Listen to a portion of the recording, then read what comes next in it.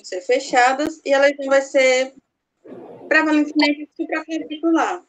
Aí, quando comparado ao público feminino, os homens eles vão tender a ter números maiores, numa proporção de 13 para 1, aproximadamente, por causa do comportamento. O homem se expõe a maiores situações de risco que as mulheres, e estão mais ligadas a fatores de risco, como o não uso do capacete e o uso de bebidas alcoólicas. E também tem a lei dos 770 de Caracas, que ele vai explicar basicamente como é que ocorrem as lesões do plexo. Ele assume que tem 770 para epidemiologia e etiologia. Ele assume que 70% das lesões do plexo braquial elas vão ser causadas por acidentes do trânsito e 70% vão estar relacionadas à moto, 70% vai ter lesões múltiplas, como outras lesões associadas, aí o plexo vai ser negligenciado e acaba tendo um tratamento tardio e acaba tendo que ter prognóstico. E também vai ter 70% vão ser das lesões supraclaviculares, só que variando de 70% a 90% de lesões supraclaviculares. E 70% também, pelo menos, vão ter avulsão completa da raiz e outros vão ter avulsão persistente. Em relação à parte do mecanismo, como eu falei a vocês, a maioria vai ser de lesões fechadas, aí o mecanismo predominante vai ser a parte supraclavicular, quando vai ter o aumento do ângulo do pescoço e do ombro, em direção vertical. Vai puxar o ombro e a abdução, e o pescoço em direção vertical. Aí vai favorecer tanto a lesão superior como total. E também tem o mecanismo infraclavicular. Ele é mais raro e está relacionado mais a C5 e T1. Porém, existe na literatura tem uma lesão de plexo total, sendo raro essa parte, estando mais relacionado a lesões periféricas. E nesse caso vai ter o aumento do ângulo escapulohumeral. E tem também a parte da compressão pelo cinto. O cinto ele vai estar ligado também a mais a compressão, vai estar mais ligado a C7, não a total, sendo total uma raridade.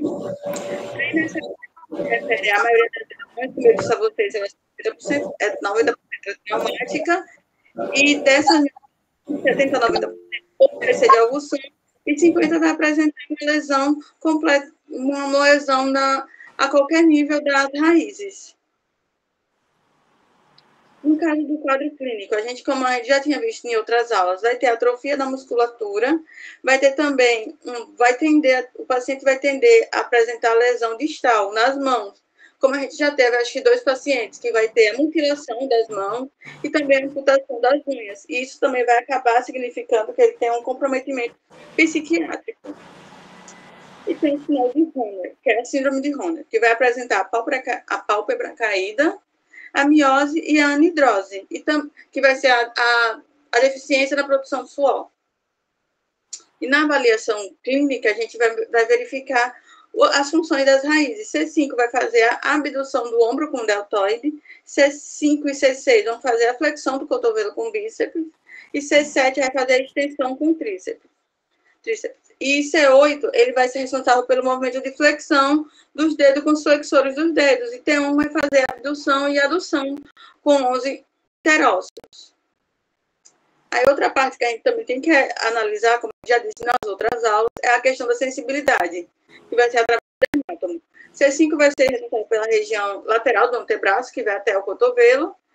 Aí C7 vai até o tríceps e a parte posterior do braço, e também uma parte menor, mais mediana do antebraço, até o terceiro quirodáctilo. E C6 vai ser responsável pela lateral do antebraço até o polegar e o indicador. C8 vai pegar a pele, que vai ser a pele localizada na parte medial do antebraço até o quinto quirodáctilo.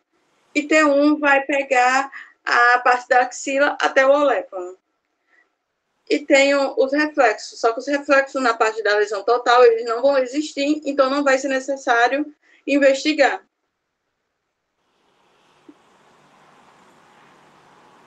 Certo. Isso. Você ficou com a epidemiologia, né? Epidemia, mecanismo, quadro clínico e avaliação. Pronto, certo. Agora, você falou assim, então só repassar esse aspecto epidemiológico é o que você vê mesmo, né? Homem, motocicleta, a maioria são pacientes com lesões supraclaviculares, tá certo? E a maioria, pelo menos 50% são lesões totais, tá certo? Então, você vê que as lesões totais são em algumas séries até a maioria. Porque nas séries mais antigas não eram, mas nas séries atuais são, porque o trauma cinético aumentou, né, das energias. Então isso. Prestar atenção. Então, eu não vou revisar aqui, isso aí vocês têm que estudar.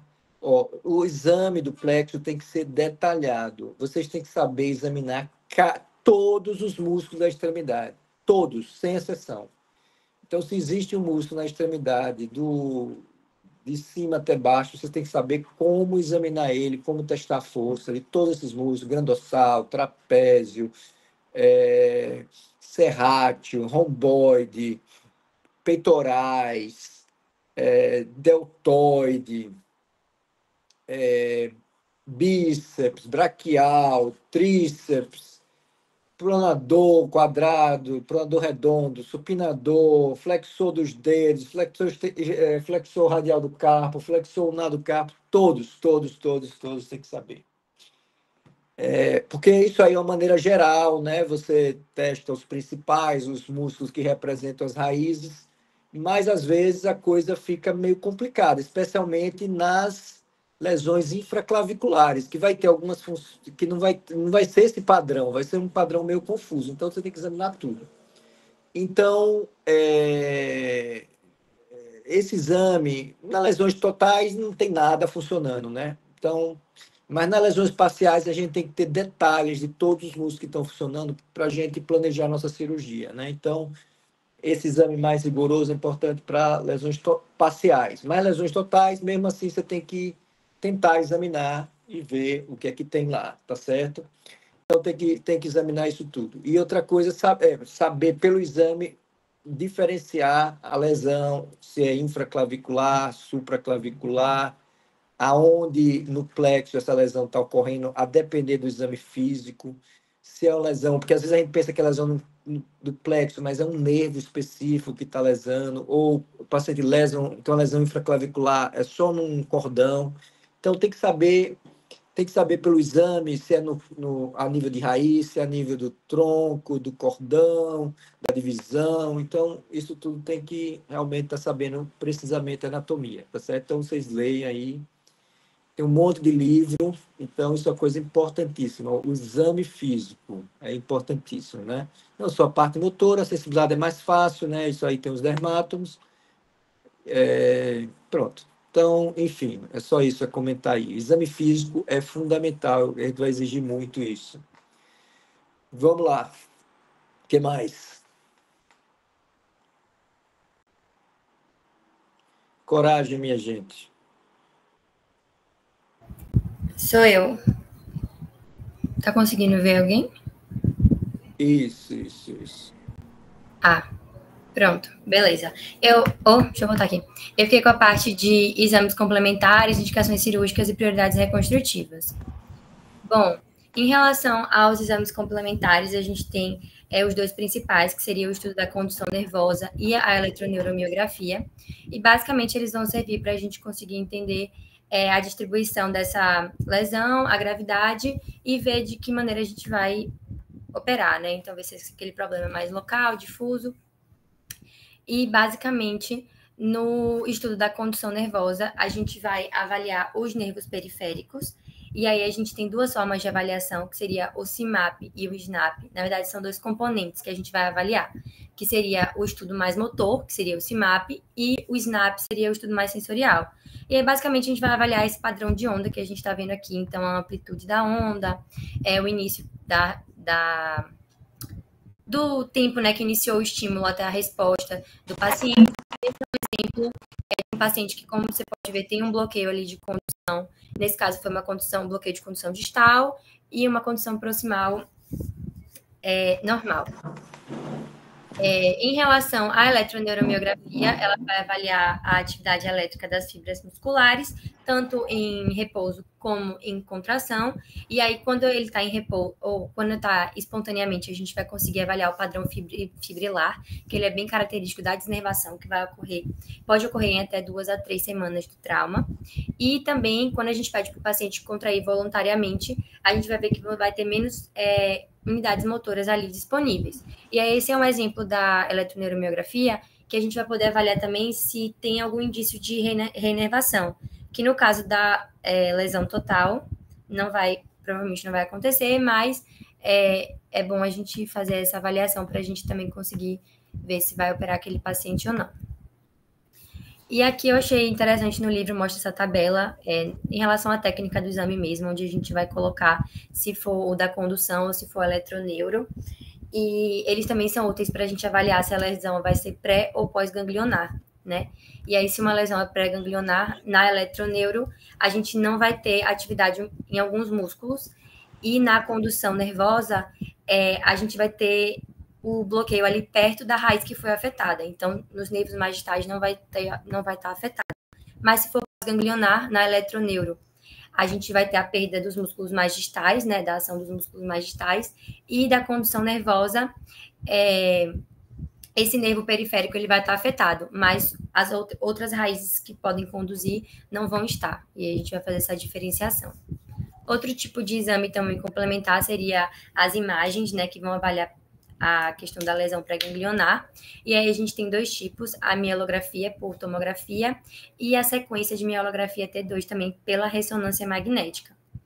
E aí eu vi que o padrão ouro hoje é a mielografia por TC, por ser mais amplamente utilizado, mas que os estudos mostram que a ressonância ela seria um pouco melhor em relação a ser menos invasiva, a não ter a questão da radiação, mas hoje em dia ainda se usa mais a mielo-TC, pelo que eu li.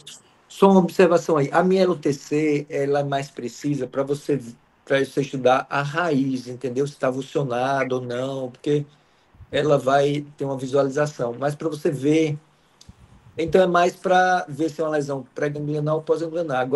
Agora para você ver uma lesão depois, né? Depois da coluna, que saiu, a ressonância magnética tende a ser melhor, entendeu?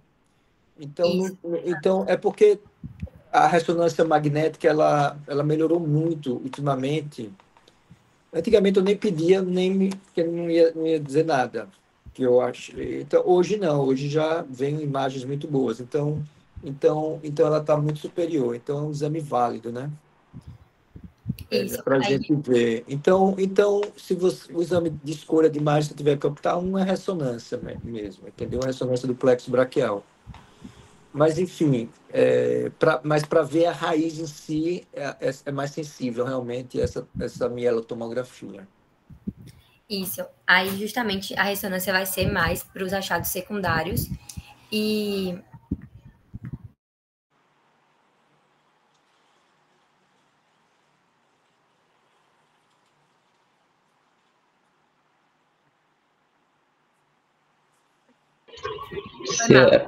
Foi mal, sim. Estão conseguindo me escutar? Aí, pronto. Bom, aí eu coloquei, né, que na ressonância é melhor para ver os achados secundários, que seria a questão mais lesão medular, algumas desinervações de musculatura paravertebral. E aí eu vi que os achados mais iniciais que a gente vai ver é justamente essa raiz avulsionada e também a formação da pseudomeningocele, que seria um indicativo indireto, né, da avulsão do plexo. Essa pseudomeningocele é uma coleção que fica extradural, que quando a gente tem uma lesão ali ao redor das raízes, a gente acaba lesionando também a dura mater. Então, a gente vai ter esse caráter aqui de pseudomeningocele. Aí são as imagens para a gente entender. Basicamente, a gente vai conseguir ver aqui em pretinho são as raízes, né? E aqui os nervos, né? E aqui a gente não vai ter esse padrão. Aqui a mesma coisa, a gente vai começar a ter uma avulsão. É que eu acho que eu coloquei um pouco menor, mas as imagens dessas aqui estão melhores, ó. Pronto. Aqui a gente já vai ter uma avulsão, então aqui a gente consegue observar a raiz e aqui já não, então fica tudo clarinho. A raiz seria essa coisa mais escura entrando, né? E aqui a formação da pseudomeningocele também. Aqui a mesma coisa, a gente tem esses fios pretos seriam as raízes, e desse lado a gente não vai ter essas raízes, e essa seta branca mostra a pseudomeningocele. Aqui, nessa segunda imagem, a gente vai ter, basicamente, a gente não vai ter aqui na mieloTC, a gente não vai conseguir ver raiz nenhuma, mas quando a gente vai para a ressonância, já fica melhor. Então, aqui a gente vê uma avulsão aqui da raiz, né? E, nesse caso, na medula, a gente consegue observar também que está faltando.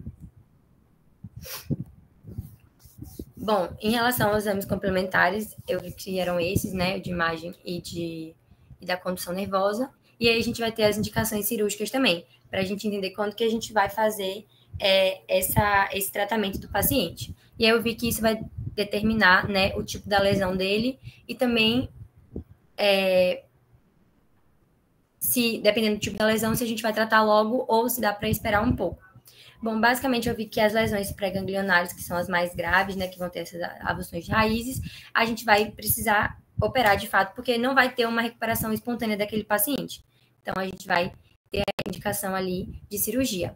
Mas as pós-ganglionares, a gente pode esperar para ver se tem algum tipo de recuperação desse paciente. Aí a gente faz aqueles exames que eu falei, da eletroneuro, para ver se tem algum sinal ali de reinervação. Como a paralisia é total que a gente está falando, provavelmente esse paciente não vai ter recuperação espontânea. Então, é indicado a cirurgia nesse caso. E eu vi que a gente tem esse tempo de espera, ele também tem que ser visto, porque é bom que a gente opere entre o terceiro e o sexto mês, porque se passar de 6 meses, os estudos mostram que fica mais complicado essa questão da recuperação cirúrgica, né? E eu vi também em relação ao perfil do paciente. Então, pacientes com IMCs mais baixos, eles têm um perfil melhor de serem operados, principalmente porque a reabilitação é uma parte muito importante da reconstrução do plexo braquial. Então, esses pacientes, eles vão ter menos dificuldades de reabilitação e eles serem mais jovens também. Então, pacientes acima de 70 anos já têm aí nos estudos um risco maior aí de uma dificuldade de recuperação. Mas eu vi que, basicamente, a única contraindicação mesmo para operar esse paciente seria muito tempo desde que ele teve a lesão, porque pode ser que tenha ficado uma atrofia ali irreversível. Pronto, então vamos, para resumir aqui, para a gente entender a indicação cirúrgica, digamos que um paciente teve uma lesão parcial, ou seja, lesão C5 e C6.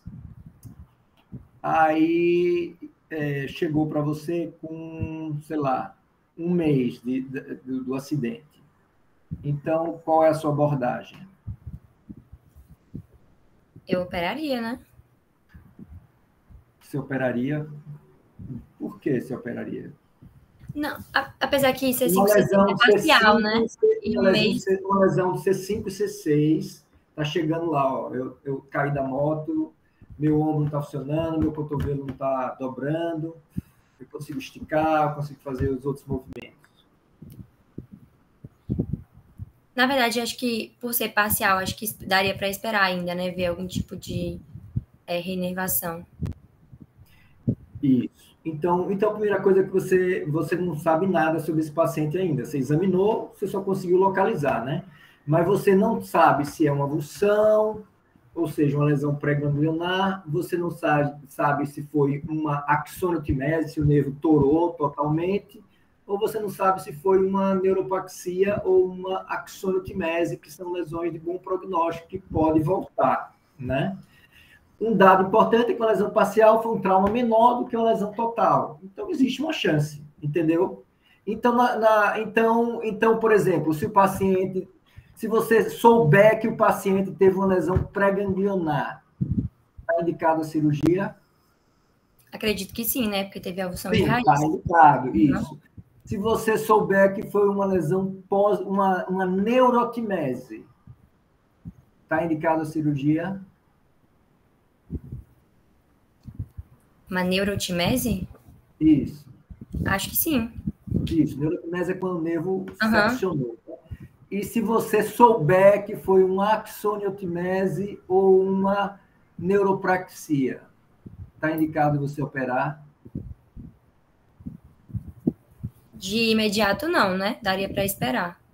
Isso, provavelmente vai recuperar. Então, é essa questão que a gente se defronta com o paciente. A gente tem que a gente tem que saber, de alguma maneira, para não operar pacientes que iriam se recuperar, tá certo? Então, aí vem a questão, o que é que você pode fazer,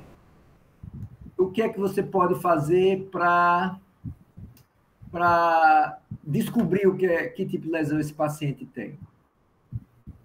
Aí a gente pode fazer os exames de condução nervosa, né? Tanto o INSC e a eletroneuro, e também os exames de imagem, se for uma pré-ganglionar, para a gente ver melhor, né? Isso, exatamente. Então, esses exames podem definir, ou não, às vezes não tem, né? Então, eles podem dizer, se o exame vier que ele tem uma lesão pré-ganglionar, você vai operar? Sim. Sim, já sabe que tem uma pré-ganglionar, né? Se a eletrografia for sugestiva, né? Às vezes dá denervação paraespinhal, né? Tem alguns sinais que eles captam que pode ser pré-ganglionar. Aí você vai operar. Mas se for mais evidente uma neuroquimese, vai operar? Os nervos estão torados, aqui a ressonância mostra. Indicação. Agora, se for meio indefinido, o que você faz? Espero.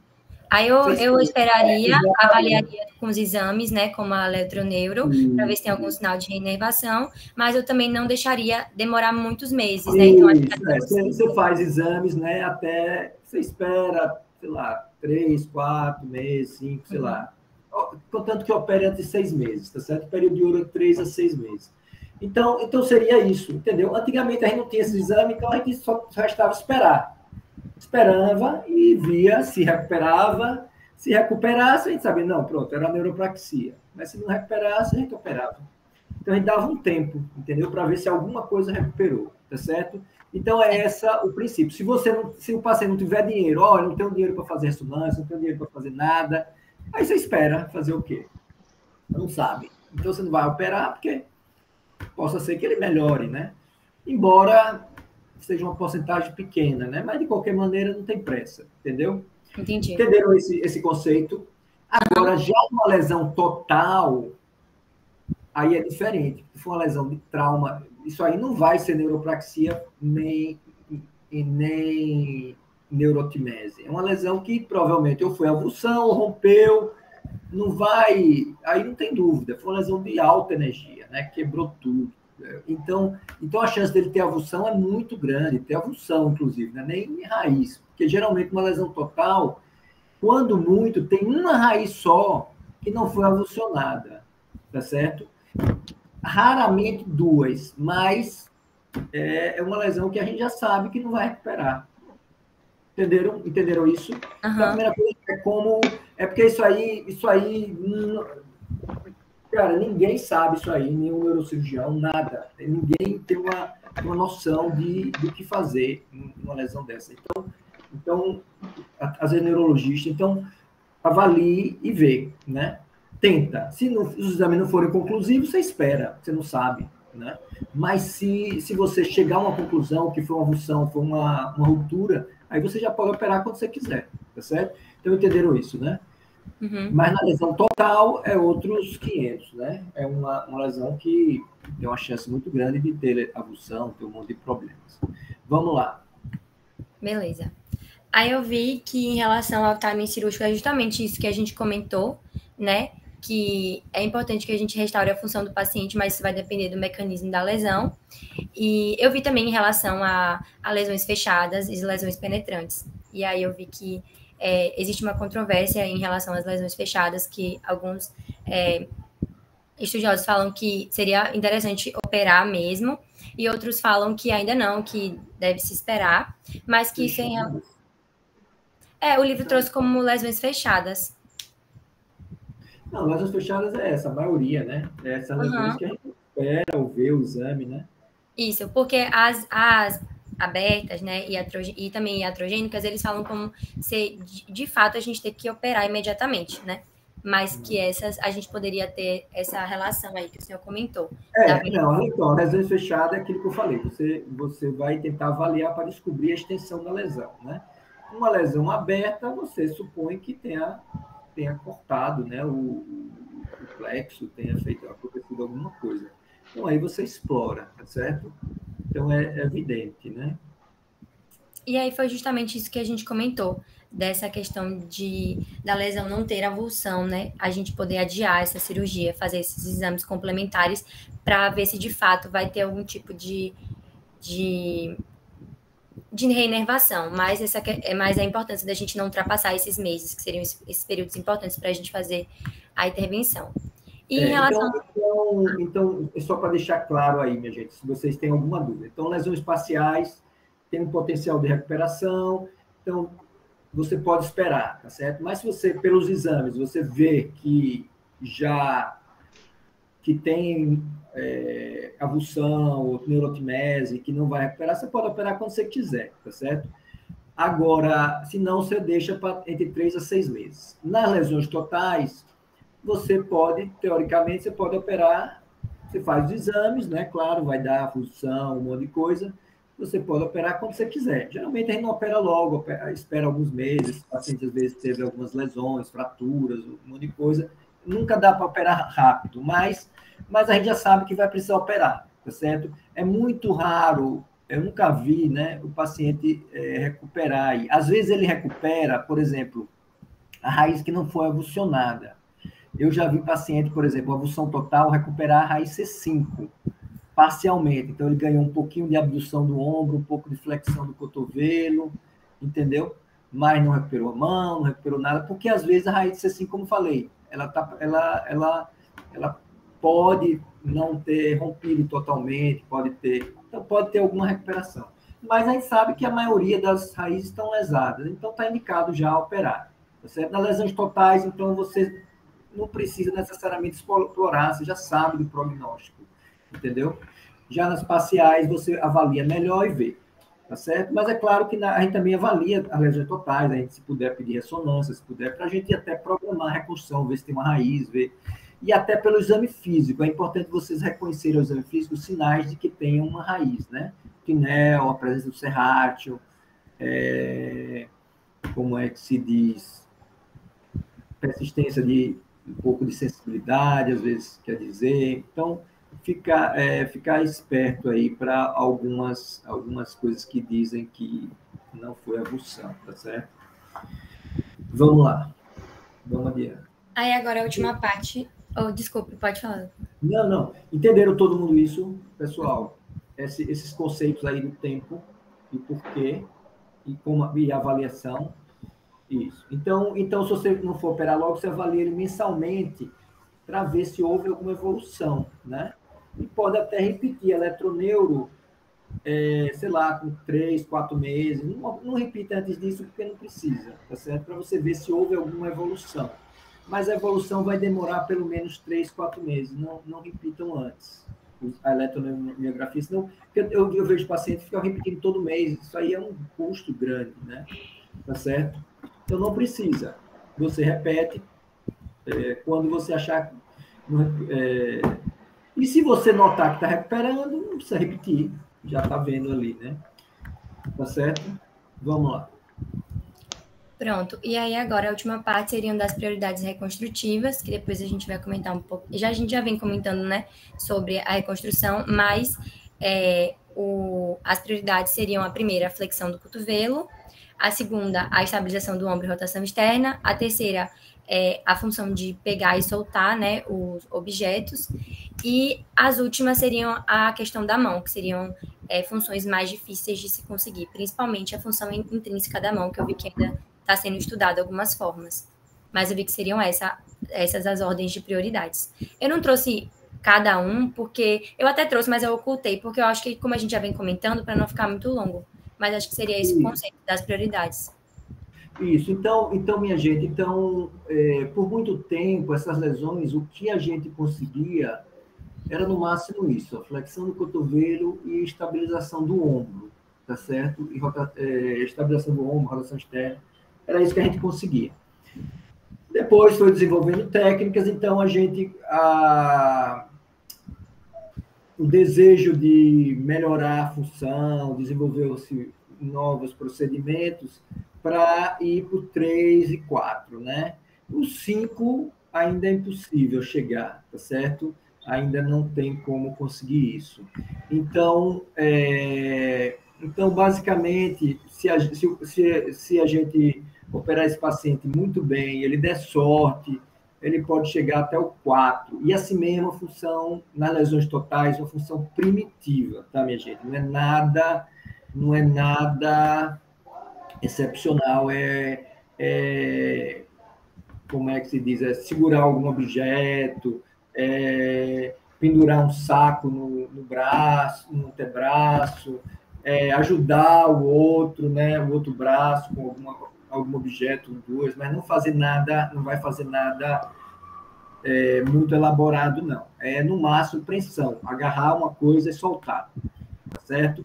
E fletir o cotovelo, mexer o ombro até um certo momento, certo ponto, sentir alguma coisa na mão, tá certo? Então, uma coisa primitiva, né? E é isso. E às vezes o paciente não quer operar, não, se eu vou recuperar isso. É outra questão que a gente tem que discutir, já que tem um prognóstico, eu vou mostrar depois uns casos aí que eu peguei no congresso, uns casos operados na meio clínico, para vocês verem como o prognóstico é ruim, né? Os caras foram operados pelos melhores cirurgiões e os Estados Unidos, e então assim. Então, é um resultado baixo, fraco. E a outra coisa é o seguinte, então, por que operar? Então, você vai operar porque uma das coisas é a dor. Esse paciente geralmente tem uma dor. Você não falou muito, mas é uma queixa constante. Se você não, e a cirurgia tende a melhorar muito a dor, tá certo? Alguns pacientes ficam sem dor. Por exemplo, aquele que a gente fez, o último paciente que a gente operou, ele tinha muita dor, era uma confusão. Agora não está sentindo mais dor, tá certo? Às vezes, sente incômodo, mas nada comparado. Então, isso pode ser uma coisa muito capacitante. Eu tenho pacientes que vai toda semana para o pronto-socorro, tomar morfina, é um inferno isso aí. Da depressão. Então, a dor é uma coisa, por si só, já é uma coisa que pode infernizar a vida do paciente. A outra coisa é que se você não recupera nenhum movimento, o membro fica totalmente sem controle, você tem que usar tipoia o tempo todo. Não pode largar a tipoia, senão o seu braço vai sair batendo, você não sabe nem onde está seu braço. Sai batendo em tudo, tá certo? Então, tem que ficar com aquela tipoia a vida toda. E a outra então, a cirurgia pelo menos restaura alguns movimentos, né? Vocês viram aí alguns pacientes que a gente mostrou, né? Tem aquele que a gente operou ontem, tem um pouquinho de flexão, a gente está tentando ganhar a estabilização do ombro, ele tem um pouquinho de flexão dos dedos, consegue segurar Então, a gente está tentando conseguir essas três ou quatro prioridades aí para ele, né? Então, consegue, e a outra coisa é não usar tipoia. Por exemplo, ele não usa tipoia, tá certo? Então, porque ele tem algum controle, vai ter mais controle depois da última cirurgia que a gente fez. Então lembrar isso, que, né, o paciente vem com essa história, eu tive com um neurocirurgião, diz que não vale a pena, o resultado é ruim. É porque as pessoas que não fazem, né, tendem a denegrir, mas a gente sabe que tem uma resposta. Todo mundo que a gente opera, né, ele não, melhorou, adiantou, eu faria de novo. Então tem isso. Mas lembrar que são muitas cirurgias, né? É outra coisa que afugenta o paciente. Não é uma cirurgia só. Para a gente conseguir isso aí, são 4, 5 cirurgias. Então, é muita coisa, é muito trabalho. Então, tem pacientes que a gente opera uma vez, aí não vê nenhuma melhora significativa, não quer, aí desiste também. Então, é uma coisa complicada. Mas tem que se operar várias vezes para conseguir um resultado. Tá certo? Então, acaba conseguindo um resultado semelhante ao que se consegue em outros lugares, né? Mas, como disse, tem que preparar o paciente, muita coisa pela frente ainda, né?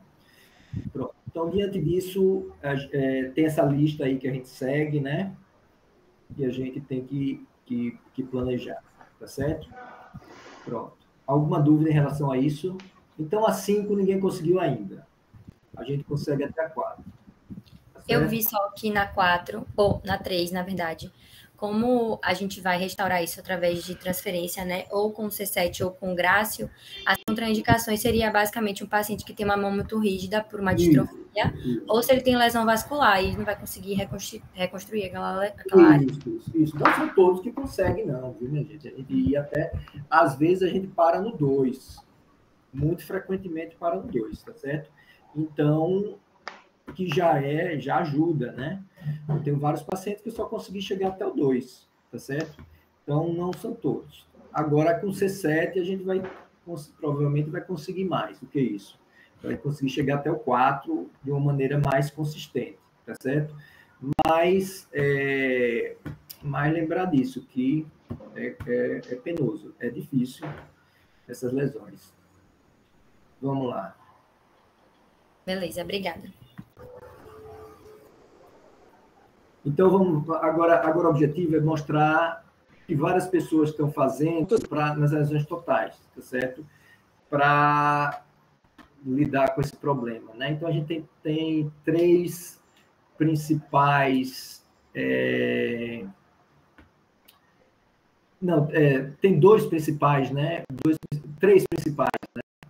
E a gente fez um protocolo assim, meio misturado para a gente seguir. Então, vamos ver o que a Mayo Clinic faz, né, com esses casos. Então, se chegar um caso... Eu tenho até um filmezinho, mas está misturado. Deixa eu ver se... Eu vou passar para vocês alguns pacientes que eu tirei de um vídeo. Mas pode ir falando aí, eu vou passar para você, Júlio. Quem está apresentando isso? Gabriel, né? Isso. Para você passar depois alguns pacientes da Mayo Clinic aí que fizeram isso aí. Beleza. Vai lá. Da Mayo Clinic, depois falar de o que eles fazem, então? Diga aí. Beleza, como o Júlio já enunciou muito bem, a prioridade de reconstrução, flexão de cotovelo, né, essa estabilidade do ombro, rotação externa, essa pegada, como o Dr. Alex falou, não é nada muito elaborado, então é aquilo muito rudimentar, né, e uma coisa também muito importante é a sensibilidade visceral, que também vou comentar daqui a pouco. E esse aqui foi um esquema que eles elaboraram para explicar para o paciente, né, aquilo que estaria lesado a nível do plexo e qual seria a função que não estaria sendo desempenhada. Bom, a primeira coisa que eles fazem, né, o protocolo deles, é você fazer esse exame clínico, fazer todo o estadiamento do paciente de acordo com exames de imagem e exames ali, né, da avaliação dos potenciais, e você parte de uma análise dentro do plexo e depois evolui, como a seta que vai evoluir daqui a pouco, para uma análise fora do plexo. Primeiro você vai avaliar se tem alguma raiz que esteja viável dentro do plexo. Você vê o que está lesado e vê o que você pode usar como doador. Comumente, eles falam que alguns autores até falam que C5 está sempre viável, só que em toda a experiência deles, eles nunca viram C5 viável em 20 anos de avaliação de pacientes que têm lesão total. E aí eles falam que você pode utilizar o nervo frênico, só que eles não confiam muito, porque apesar de ter contribuição de C3 e C4, é muito comum o paciente a longo prazo ter um comprometimento respiratório, né, a nível do diafragma, quando você vai usar o nervo frênico. E aí você também passa para extraflexal. Você pode utilizar tanto o espinhal acessório quanto intercostal.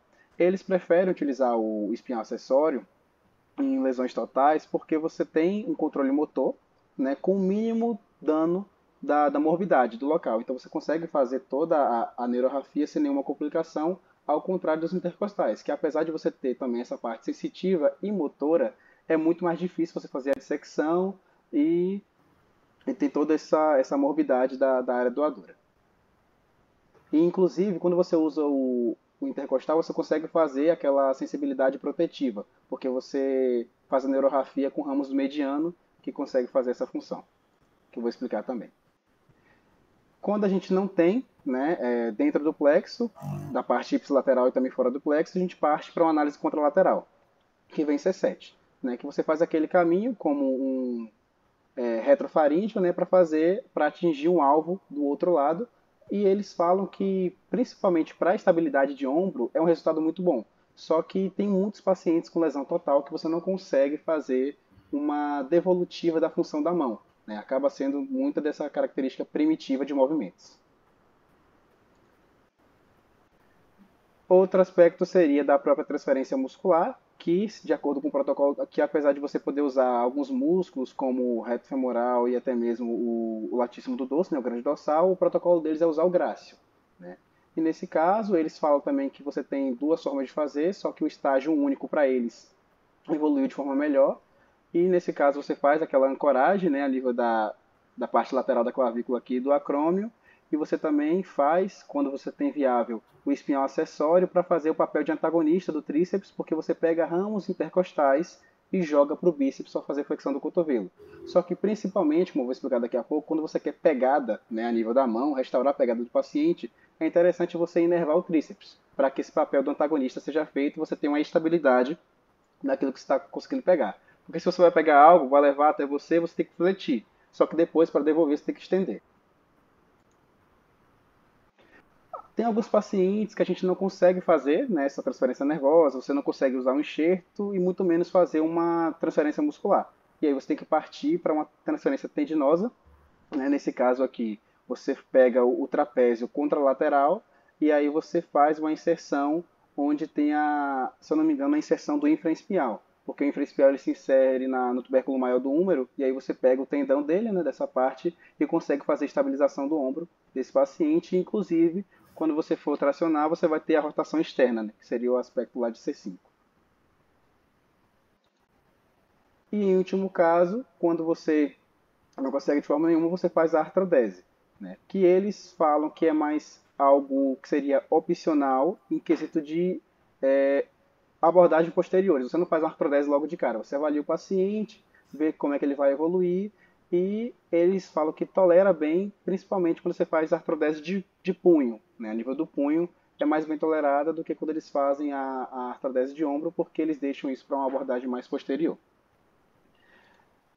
Eu enunciei tudo isso porque o planejamento cirúrgico deles está mais bem descrito e mais lúdico na forma de algoritmo.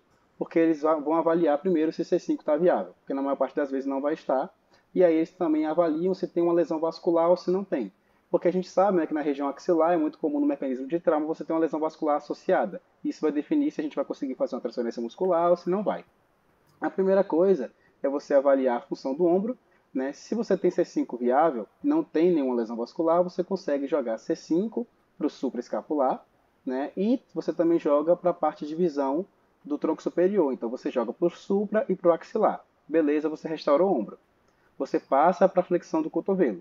E aí você faz, como mostrei naquela imagem lá, você pega ramos do intercostal, ou até mesmo do espinhal acessório, e joga para a sua transferência muscular com grácil, né, para poder fazer restaurar a flexão do cotovelo. E você aproveita, como você está levando do intercostal, você faz isso fazendo uma neurorrafia com o mediano, né, uma contribuição que tem para o mediano, que você consegue restaurar pelo menos a sensibilidade protetiva. O paciente encostou em algo quente, ele consegue fazer a esquiva, né, que isso também é importante. E aqui você está vendo aí, ó, então, no quadril de cima, ele está restaurando as prioridades que a gente normalmente consegue, né? Ombro, cotovelo e a sensação na mão. Então, no cotovelo, ele vai restaurar com a raiz de C5, ele vai restaurar a função do ombro, e a função do cotovelo, ele vai restaurar com uma combinação. Isso aí é como eles fazem, né? Eles fazem uma combinação de músculo livre, tira o grácil e reinerva o grácil para flexão do cotovelo com 2 intercostais ou espinhal acessório e pega 2 intercostais para o músculo cutâneo, entendeu? Então ele faz, além do músculo livre, ele tenta reinervar o músculo cutâneo. Tá, entenderam isso? Que é uma potencialização, né? Isso, para potencializar, né? Então ele vai botar um músculo novo ali para fazer o bíceps e vai tentar reinervar o músculo cutâneo. Eles acham que isso aí dá um melhor resultado. E a sensação, ele pega também alguns intercostais, que tem a parte sensitiva, né? E vai para o mediano. Você pode até separar a parte sensitiva e a parte motora do intercostal. E você pode fazer isso. Entenderam isso aí? Essa parte? Aí, isso aí, se o paciente desejar, aí você vai completar, né? Se o paciente quiser ir além, né? Conseguir pegar alguma coisa, aí faz o que mais? Aí você tem aquele aspecto da importância de você preservar, você tem que ver isso antes, né, com o paciente, porque você vai preservar o espinhal acessório, justamente para fazer o papel do antagonista, jogando para o ramo motor do tríceps, e também tem o aspecto de você levar a sua fixação distal do grácil depois do cotovelo, para você conseguir também fazer essa estabilização a nível dos extensores e flexores. Aí você insere esse músculo livre no músculo flexor dos dedos, entendeu? Então ele vai esse músculo livre vai fazer a função de flexor do cotovelo e flexor dos dedos. Aí é importante ter o tríceps, porque para ele deixar um pouco em extensão para acontecer a flexão dos dedos, porque senão o músculo livre faz só a flexão do cotovelo e não mexe e não faz a flexão dos dedos, né? Então ele precisa do tríceps para manter um pouco estendido, para a tensão ir mais para o flexor dos dedos, tá certo? Então essa é a jogada, tem que ter o tríceps. Entenderam isso aí? Não, ou está muito confuso? Júlia, está confuso? Tá? Essa última parte eu achei um pouco confusa, professor, não vou mentir, não. Isso. Então, ó, ele botava o músculo livre só para flexão do cotovelo. Botava ele, inseria na inserção do bíceps, por exemplo. Aí, para você querer que ele faça uma outra função, a flexão dos dedos, aí você, você vai trocar a inserção dele e avançar para a inserção ser no músculo flexor dos dedos, tá certo? Porque quando ele contrair, ele vai fletir os dedos. Só que o problema disso é que quando o músculo atravessa duas articulações, ele vai atuar mais na primeira, tá certo? Então, se o músculo atravessa o cotovelo e vai para os dedos, ele vai atuar mais no cotovelo e vai ter pouca força para os dedos. Então, para isso, a gente tem que manter o cotovelo esticado, para que a força não atue no cotovelo e vá para os dedos. Então, para isso, ele tem que reinervar o tríceps também. Entenderam isso? Então, na verdade, é para que o músculo livre consiga mexer nos dedos, o cotovelo tem que estar fixo na posição, tá certo? Porque se não tiver o antagonista do bíceps, o que acontece? O músculo livre vai fletir o cotovelo e não vai fazer nada na mão. Certo? Então é mais ou menos isso. Vamos lá. Isso. Aí a principal diferença de quando você não tem uma lesão vascular e quando você tem, né, para a parte que não tem, é que você não consegue fazer Pula essa lesão vascular, não esquece. Você não consegue fazer a lesão vascular. Sem lesão vascular. Fala só sem lesão vascular. Beleza. C5, C6. Bom, a principal diferença C5 e C6 é um pouco mais complexo, mas nesse caso, como o Dr. Alex também já enunciou, é um caso muito mais raro de ter, você ter C5 e C6 viável. Mas deve existir. Vamos lá. E aí você pega C5, também joga por supra e também pro axilar, para fazer aquela mesma estabilização do cotovelo que tem só quando o C5 está viável. E aí, nesse caso, tem duas situações. Se o paciente quiser restaurar a pegada da mão, você pega a segunda raiz viável, que vai ser C6, e aí você vai inervar diretamente no ramo do tríceps. Só que nesse caso, se o paciente não desejar essa pegada, você vai e joga para o tronco médio, ali para nível de C7, né, para contribuição. A diferença é que você não joga direto para o ramo do tríceps, mas sim para onde seria a origem do nervo radial. É o que eles falam.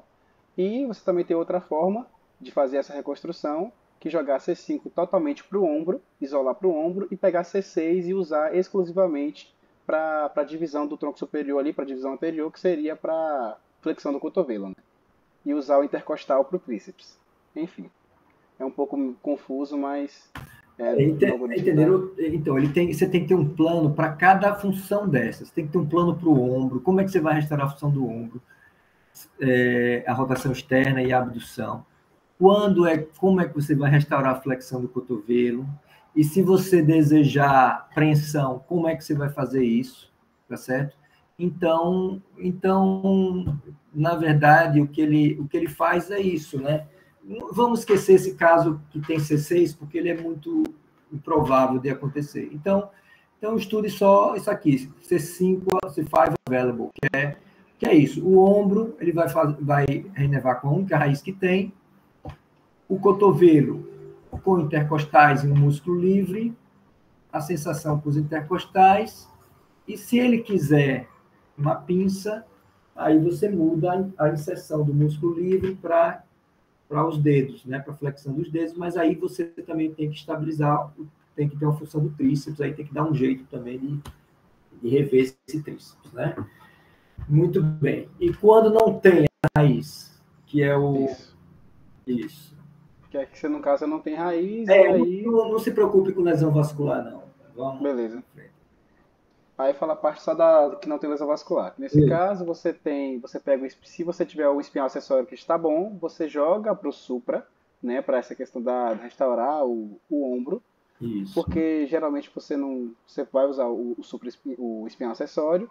Eles também falam que você pode fazer uma artrodese, né, no futuro, deixando principalmente os nervos ali que são doadores para outras funções, por exemplo, você quer restaurar bíceps ou alguma outra coisa, só que Isso. nesse caso você tem que usar um enxerto, né, do espinhal acessório para o bíceps, e se você desejar a pegada rudimentar, né, que a gente chama de grasp, você pega os intercostais e quando você for fazer a sua transferência muscular, você joga para fazer flexão do cotovelo, e o espinhal acessório você também poderia usar, caso você faça uma artrodese, você pode usar o espinhal acessório para inervar o tríceps. Então, a diferença que eles falam que qual a vantagem de você gerar uma artrodese? Você poupar o nervo que você tem viável para outras funções. Porque, por exemplo, se você não fizer artrodese, você joga o espinhal acessório para o supra. Mas se você fizer uma artrodese, ele vai usar a articulação escápulo-torácica e você sobra um espinhal acessório que você pode inervar o tríceps, por exemplo, e a pegada fica viável. Isso, entenderam? Entenderam aí o que ele faz? Então, quando não tem uma raiz, ele faz uma artrodese do ombro para estabilizar o ombro, dar uma função de abdução e rotação externa, o paciente consegue, né? A flexão do cotovelo, ele vai botar um músculo livre com os intercostais, tá certo? E vai, se o paciente quiser ter a pinça, né, aí ele pega esse músculo livre e insere no flexor dos dedos, mas aí não se esquecer que tem que ter a função do tríceps, que aí ele jogaria o espinhal acessório. Aí o nervo que você quiser, você pode jogar o espinhal acessório para o grácil, o intercostal para o tríceps, aí fica a seu critério, tá certo? Então, mas é entender mais ou menos como é a reconstrução dele, tá? Então, reconstrução com músculo. Então, ele faz. Gabriel, eu mandei aí para você, veja alguns vídeos aí que eles mandaram nessa aula. Eu assisti uma aula como é que se diz, o cara que faz isso, como é o Alex, o nome dele é Alex também, agora como é o nome? Shin, Alexander Steen. Alex Shin, né? Pronto, veja aí, veja o vídeo para você mostrar alguns casos aí que eles fizeram. Se você quiser, eu comento só na parte que não tem espinhal acessório, e antes de falar de dói, eu mostro os vídeos. Só para fechar o Tá bom, raciocínio. você vai falar sobre dói. Então Vou falar é isso, sobre não dói. complique não. Quando a gente está dando uma aula, principalmente um monte de coisa, você fala só a situação principal, entendeu? Porque se você for falando vascular injury, lesão vascular, sem lesão vascular, aí vai dar um revertério mais ainda. Já é uma coisa difícil de entender. Então, entender a situação mais comum, tá certo? Aí depois a pessoa vai ler. Numa aula, a gente não precisa apresentar tudo que existe, não. Apresentar uma coisa manejável, né? Que a pessoa consiga prestar atenção, entender, ver, tá? Então, minha gente, ficou alguma dúvida? Fala aí para... então, aquelas prioridades, tentar alcançar aquelas prioridades com o que tem, né? Disponível, tá certo? Então a gente, na verdade, a gente está indo está indo além da Mayo Clinic, né? Está fazendo outras coisas que eles não estão fazendo. O protocolo cirúrgico de DOI se trata da restauração da função da mão e lesões totais do plexo braquial. Você faz uma transferência muscular dupla, não única, como já foi explicado na parte da Mayo Clinic, para poder reinervar, né, aquela região que foi acometida pela injúria, né, do plexo braquial. É uma técnica que é muito modificada hoje em dia, tendo visto que ela é muito antiga, tanto que ela chega a fazer algumas críticas a transferências como C7, contralateral e até a transferência nervosa, né? Porque ela fala que essas técnicas não... É na época que o C7 ainda era feito com enxerto, né? E ela fala que essas técnicas não são tão boas porque o sítio da neurografia fica distante do alvo, né, da placa neuromuscular. E isso faria com que a inervação não fosse tão eficiente, né? Da mesma forma que seria uma dupla transferência muscular. Mas hoje em dia sabemos que C7 tende a ser um padrão ouro para, né, você adquirir praticamente todas as funções que você deseja ter. como função de flexão dos dedos, extensão dos dedos e do punho, flexão e extensão do cotovelo, abdução do ombro e rotação externa.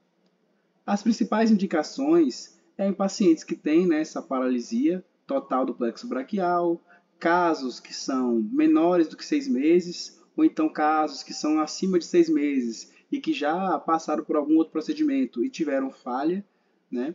E a principal contraindicação são pacientes acima de 60 anos, porque você não tem nenhum benefício que você consiga assegurar dentro da literatura, né? E pacientes que têm algumas outras causas de base.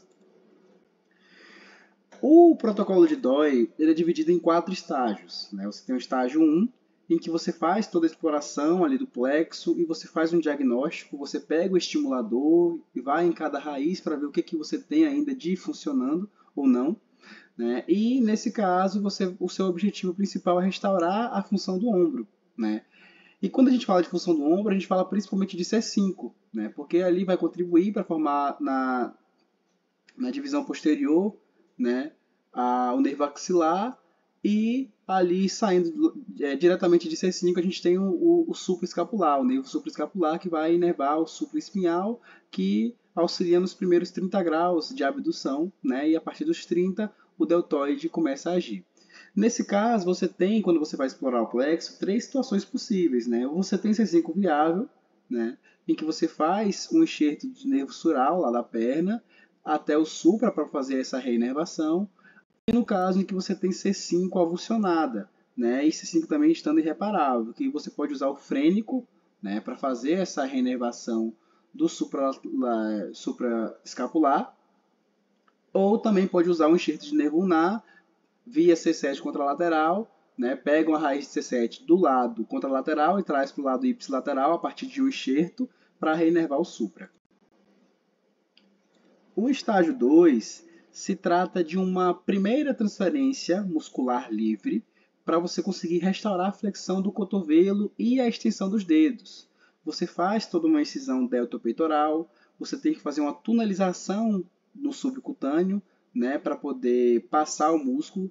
Aí nesse caso, como você vai ter que tirar um músculo grácil para fazer a transferência muscular, e você vai fazer 2, você tem que tirar um grácil, né, obrigatoriamente de cada perna.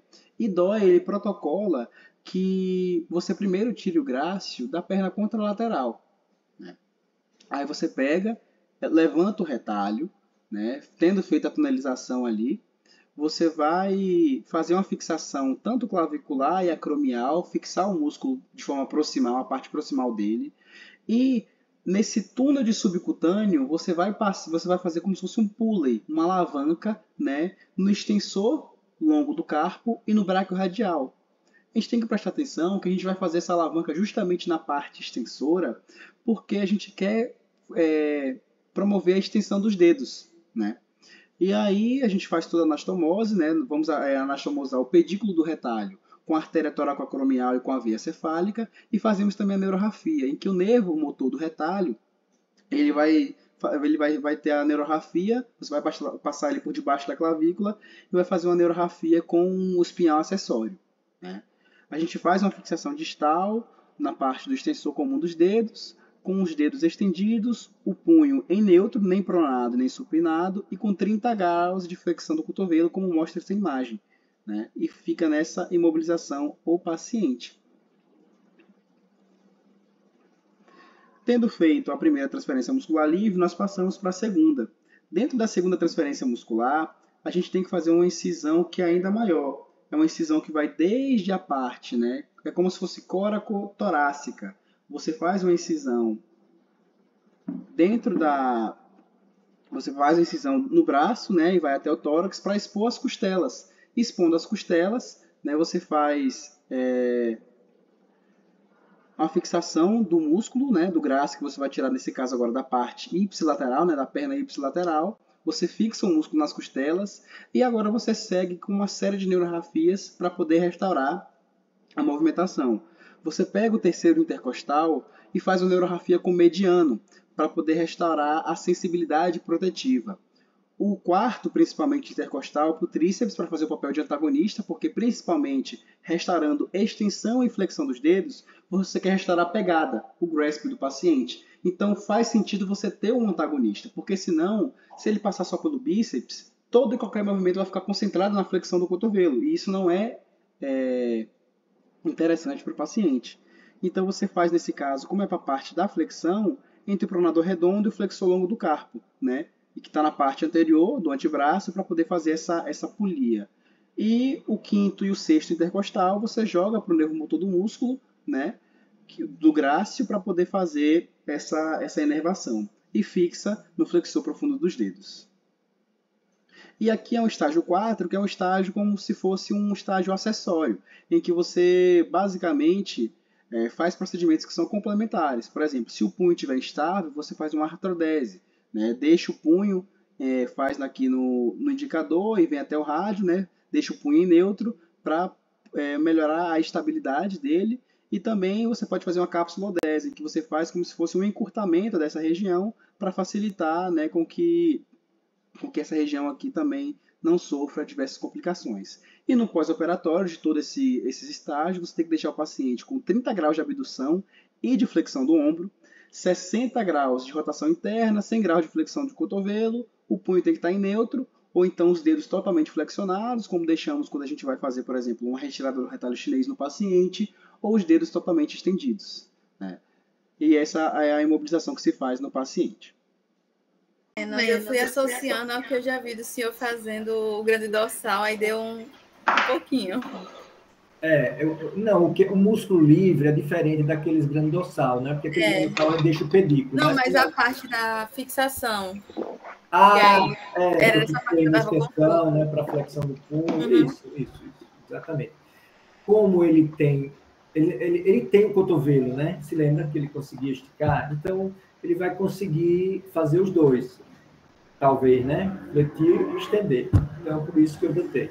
Tá certo? Vamos lá.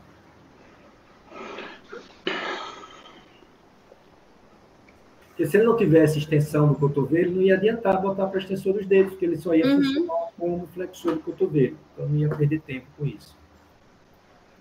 Vamos lá. Pronto, vamos lá. A grande cirurgia aí, ó. Isso aí, então, já tem gente atrás de mim para vir para cá para poder fazer isso. Vamos lá. Tá, vamos lá. Então, C7 contralateral, né? A gente vai usar quando tiver uma avulsão total, de todas as raízes do plexo braquial. E aí as principais funções que a gente pensa em restaurar vai ser a abdução do ombro, flexão e extensão do cotovelo e flexão e extensão dos dedos. Como já foi falado hoje, a musculatura intrínseca da mão ainda a gente não consegue restabelecer.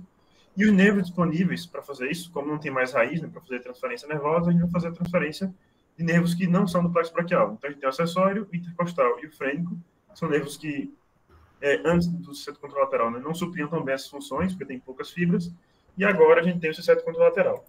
Aí, uma breve... Uma outra observação, minha gente, que vocês precisam saber, por exemplo, os intercostais e os frênicos, eles não podem ser usados para funções diferentes, tá certo? Porque eles são ativados pela respiração. Então, fica difícil você botar uma função com intercostal e com frênico. Ele, quando respirar, ele vai ativar as duas de uma só vez. Então, hoje em dia, já se sabe que ou você usa na sua reconstrução o intercostal ou o frênico. Você não pode usar os dois, tá certo? Então, isso é um conceito que a gente aprendeu. Porque tinha gente que botava o bíceps com o intercostal, o tríceps com o frênico. Então, imagine para você conseguir ativar isso. Você tem que imaginar que é uma coisa muito difícil, entendeu? Geralmente o paciente ele respira e aí você vê a contração, depois ele desassocia um pouco, mas ele não vai conseguir ativar um e o outro de maneira consistente, entendeu? Então, na verdade, você tem dois, mas você só pode usar um dos dois, tá certo? Não é nem que vai atrapalhar a respiração, porque sabe-se que tem estudos que mostram que a alteração é mínima, mas o que acontece é que tem essa interferência na função, o paciente não aprende a usar. Teoricamente dá para usar, mas na prática não funciona. Tá certo? Pronto, só essa. Então a gente fica com acessório ou intercostal ou frênico e o C7 contralateral. Então a gente tem 3 opções aí. Tá certo? Isso. Vamos lá. Então o primeiro a propor e a usar o C7 contralateral foi o Yu Dong-gu, né? Ele começou em 89, publicou em 92. Ele não teve um resultado tão bom porque ele fazia esse que eu falei, que era uma ponte com o nervo ulnar. Então, ele pegava o nervo ulnar do lado afetado, cortava na altura do pulso, passava para o outro lado para fazer a neurografia associada contralateral. Quando estava recuperando e chegava na região proximal do ulnar, aí ele cortava o ulnar e transferia para o mediano. Ele não teve resultados tão bons, mas a grande contribuição dele foi provar que tirar C7 do lado saudável não causava tantas complicações. Alguns pacientes tiveram uma leve perda de força, né, mas logo depois eles se recuperaram. Isso. É interessante que eu vi os nossos 2 pacientes, cara, nenhuma queixa de nada. Eles eles disseram que sentiam uma coisa, mas hoje já é uma coisa que não incomoda, entendeu? Eles nem se preocupam a força normal, tudo. Esse conceito do nervo ulnar como a ponte, na verdade, é um conceito interessante, que ele usava o nervo ulnar como nervo vascularizado, entendeu? Ele corta o nervo, e a ponta que está no punho, ele leva para o outro lado e deixa alguns raminhos arteriais que vascularizam o nervo. Então, o nervo fica inervado, né? Porque um nervo tão grosso assim, ele sofre necrose e não tem... Porque o nervo, ele embebe da área doadora. Então, a gente tem que usar o sural, que é fininho. Mas eles vieram com esse negócio de usar o nervo ulnar, mas para que isso funcione, ele tem que estar vascularizado, porque é uma coisa grossa que não vai ser vascularizada pela área doadora, entendeu? Que é muito espesso. Então, mas ele preservava a vascularização. Se vocês estudarem Vascularized Nerve Graft, nervo vascularizado, um dos mais usados é o nervo ulnar, que você pode fazer isso, entendeu? Agora, um outro conceito, por exemplo, com a cirurgia de Wang, é que você não pode usar o nervo ulnar, porque, na verdade, você não pode sacrificar o nervo ulnar para nada, porque a maior parte da reinervação se dá através do nervo ulnar, tá certo? Então, as fibras de C7 que vão para a mão, a maioria delas, elas entram pelo nervo ulnar. Então, se ele não tiver ausente, que você usou como enxerto ou alguma coisa, elas não vão chegar. Então, a gente sabe hoje que não pode mexer no nervo ulnar, porque ele vai ser o nervo mais importante para que as fibras cheguem na mão, tá certo? Então, é só esses adendos aí. Mas é uma cirurgia bem antiga. Eu me lembro que quando eu entrei na residência já falavam disso, né? Mas era aquele mito, aquela coisa, né? Vamos lá. E também eram 2 neurografias, né? Então era mais difícil de realmente saber. E a distância era muito grande. Pronto. Aí, foi uma coisa que foi acontecendo assim, várias coisas. Não, é o nervo ulnar do lado lesado, aí você corta ele distalmente e leva para o C7 do lado saudável. Porque como o C7 não consegue chegar, né, o nervo ulnar fazia essa ponte. Só que era muito, muito longo. Pronto. Aí foram surgindo uma série de coisas, né? Primeiro, em 2004, o Wang achou, né, essa rota para espinhal mais curta, que é a retroesofágica, e aí ele transferiu o C7 contralateral direto para o tronco inferior e depois do tronco inferior, quando saía o cutâneo medial do antebraço, ele transferia para o músculo cutâneo para restabelecer a flexão. Pronto. Então, foi o que ele começou a fazer. Isso, minha gente. Só um instantinho para vocês entenderem aí essa situação. Então ele pega o tronco inferior, tá certo? O tronco inferior tem a divisão, tem que separar a divisão posterior, tá certo? Para ficar só a divisão anterior, para não ter sinais conflitantes para o cérebro, tá entendendo? Porque, por exemplo, a parte posterior vai inervar a extensão, a parte anterior vai inervar a flexão. Então, a gente vai tirar C7, a gente só quer que ele faça uma função, porque senão vai ficar muito complicado para o paciente. Ele vai ativar 2 funções antagonistas ao mesmo tempo, tá certo? Então, por isso, a gente tira a parte posterior e a gente só conecta, na verdade... Eu vou chegar aí. É porque foi um pouco depois. É uma evolução, tá? Então a outra coisa é esse ramo. Então, esse ramo, tem um ramo do tronco inferior, que é o cutâneo lateral do antebraço, né? Legal. Você falou isso, né? Aí ele usava isso para conectar no músculo cutâneo, porque ele esse tronco inferior vai ser renervado por C7 e algumas fibras vão entrar por ele e vão se perder de qualquer jeito, porque é um ramo dele. Então, ele, para aproveitar essas fibras, ele conecta no músculo cutâneo, que aí ele mata 2 coelhos. Ele restaura essa função do tronco inferior, de flexão dos dedos, e também a flexão do cotovelo. Entenderam isso? Não. Depois vocês leem aí, mas vamos em frente.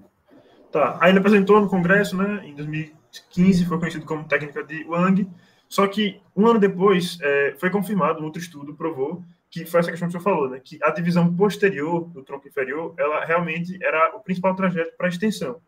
Então, eles começaram a separar a divisão posterior da divisão anterior e fazer 2 transferências, uma para posterior e outra para anterior. Quando queria restabelecer a extensão, era para posterior. E aí, ele transferiu o frênico para a divisão posterior do tronco inferior. E aí, antes, ele não tinha resultado de extensão do cotovelo, e com a transferência do frênico para essa divisão, ele teve excelentes resultados de extensão, né? 81% dos pacientes tiveram extensão do cotovelo, acima de M3, ou igual, e metade, praticamente, extensão dos dedos. E aí chegou na técnica mais moderna, e em 2006 ele começou a fazer, que foi a transferência múltipla, né? Então, ele faz essas transferências aí. O acessório para o supraescapular, para ter abdução pelo supraespinhal, rotação externa, C7 contralateral para o tronco inferior, mas especificamente, como você vai tirar a divisão posterior, né? Então é só para a divisão anterior do tronco inferior, para a flexão dos dedos do punho. Esse raminho do tronco inferior, que é o cutâneo medial do antebraço, transfere para o músculo cutâneo, só que além disso, ele ainda fazia um enxerto sural para o músculo cutâneo, para ajudar. Que vinha também do C7 contralateral, porque quando ele trazia o C7 contralateral, tinha o ramo peitoral lateral. Aí ele pegava esse ramo peitoral e fazia um enxerto de sural. E o frênico, que eu tinha falado, que era para restabelecer a extensão. Aí ia para a parte posterior do tronco inferior. Então fazia todas essas transferências nervosas e, posteriormente, depois que o paciente recuperasse, ele podia fazer essa intervenção na mão, que o Gabriel já falou até, uma artrodese do punho, uma capsulodese palmar e uma reconstrução da posição do polegar, que era com o flexor ulnar para fazer a posição do polegar. É porque eu vi que, geralmente, o paciente recupera primeiro a flexão. Aí acontecia como os pacientes ficavam com o dedo em garra. Aí, por isso, precisava fazer essa artrodese, essa capsulodese para estabilizar a mão. Pronto. Aí, a técnica, né? Vamos fazer 2 incisões. Uma supraescapular e a outra infraescapular. Aí, vou falar rapidamente aí o que é feito. Primeiro, supraescapular. Fazer incisão supraescapular, paralela à clavícula, e aí tem algumas estruturas que precisavam ser localizadas. O platismo eu tirei dessa imagem, ele já sai com a pele. Então, você vê o esternocleido aqui, e na margem posterior do esternocleido você vai achar a jugular externa. Aí liga a jugular externa, esses nervinhos que estão vindo para cá são esses nervos sensoriais, supraescapular, retrai eles, e aqui é o omióide, faz uma incisão na faixa para poder acessar aqui o plexo. E esses vasos aqui, é a artéria e veia cervical transversa, vai ligar eles também. A gente vai sacrificar esses vasos. Pronto, então essa é a primeira parte. Depois, você chegou aqui no plexo, aí para achar o plexo, uma técnica que eles mostraram, é você vir aqui na origem do omióide e você vai ter aqui o nervo supraescapular, posteriormente e inferiormente à origem do omióide. E aí você vai seguindo o supra, você vai chegar no tronco superior.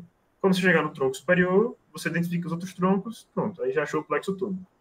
Aí você vai conferir se realmente teve avulsão, né? Se você estiver vendo o gânglio, provavelmente foi uma avulsão. Se você não estiver vendo o gânglio e o nervo estiver encurtado, então pode ter sido uma ruptura posterior, e aí tem que rever os exames de imagem, enfim, ver se vale a pena continuar. E outra estrutura também que precisa ser identificada é o nervo frênico, que ele vai estar aqui na borda anterior do escaleno anterior, aí você vai e já ele vai dissecar ele até lá embaixo. Então pronto, essa é a incisão supraescapular, e essas são as primeiras estruturas que a gente vai identificar, né? E já deixar separadas. Pronto, aí depois vai fazer um acesso infraclavicular, que vai ser no sulco deltopeitoral. Depois que fizer essa incisão, vai separar ali, perto da inserção deles, da origem, peitoral maior e menor, e você vai ter que identificar aqui todos esses nervos que estão identificados na imagem, né? Dá um zoom aqui, eu não consigo dar o zoom e mostrar, mas estão vendo aí, né? Tem C7, tem... a gente consegue ver... Deixa eu pensar aqui. Dá para ver aqui o músculo cutâneo, porque ele está perfurando o coraco braquial. Enfim, aí vai fazer toda essa identificação. Depois vocês dão uma olhada aí. E o tronco inferior, que a gente tinha identificado lá na incisão supraescapular, você vai puxar ela para baixo, porque você vai trabalhar com ela na incisão infraescapular. Aí você vai fazer a divisão posterior do tronco inferior, né? Então, você vai secar ao máximo a divisão posterior do tronco inferior para separar ela do tronco inferior, já que vão receber transferências nervosas diferentes. E também é realizada uma osteotomia do húmero, vou mostrar aqui nas imagens, né? Aqui a marcação, ele está medindo, que é de 3 a 4 centímetros. Aqui já foi feita a osteotomia. Aqui a síntese, com essa placa cortical, com parafuso bloqueado. E aqui eu não entendi direito, mas acho que ele fazia uma sutura do bíceps, reinserir o bíceps, alguma coisa assim. Acho que é isso, uma reinserção do bíceps, da cabeça. Ele encurta o bíceps. Ah, ele corta aqui, né? E aqui reinsere, no caso. Entendi.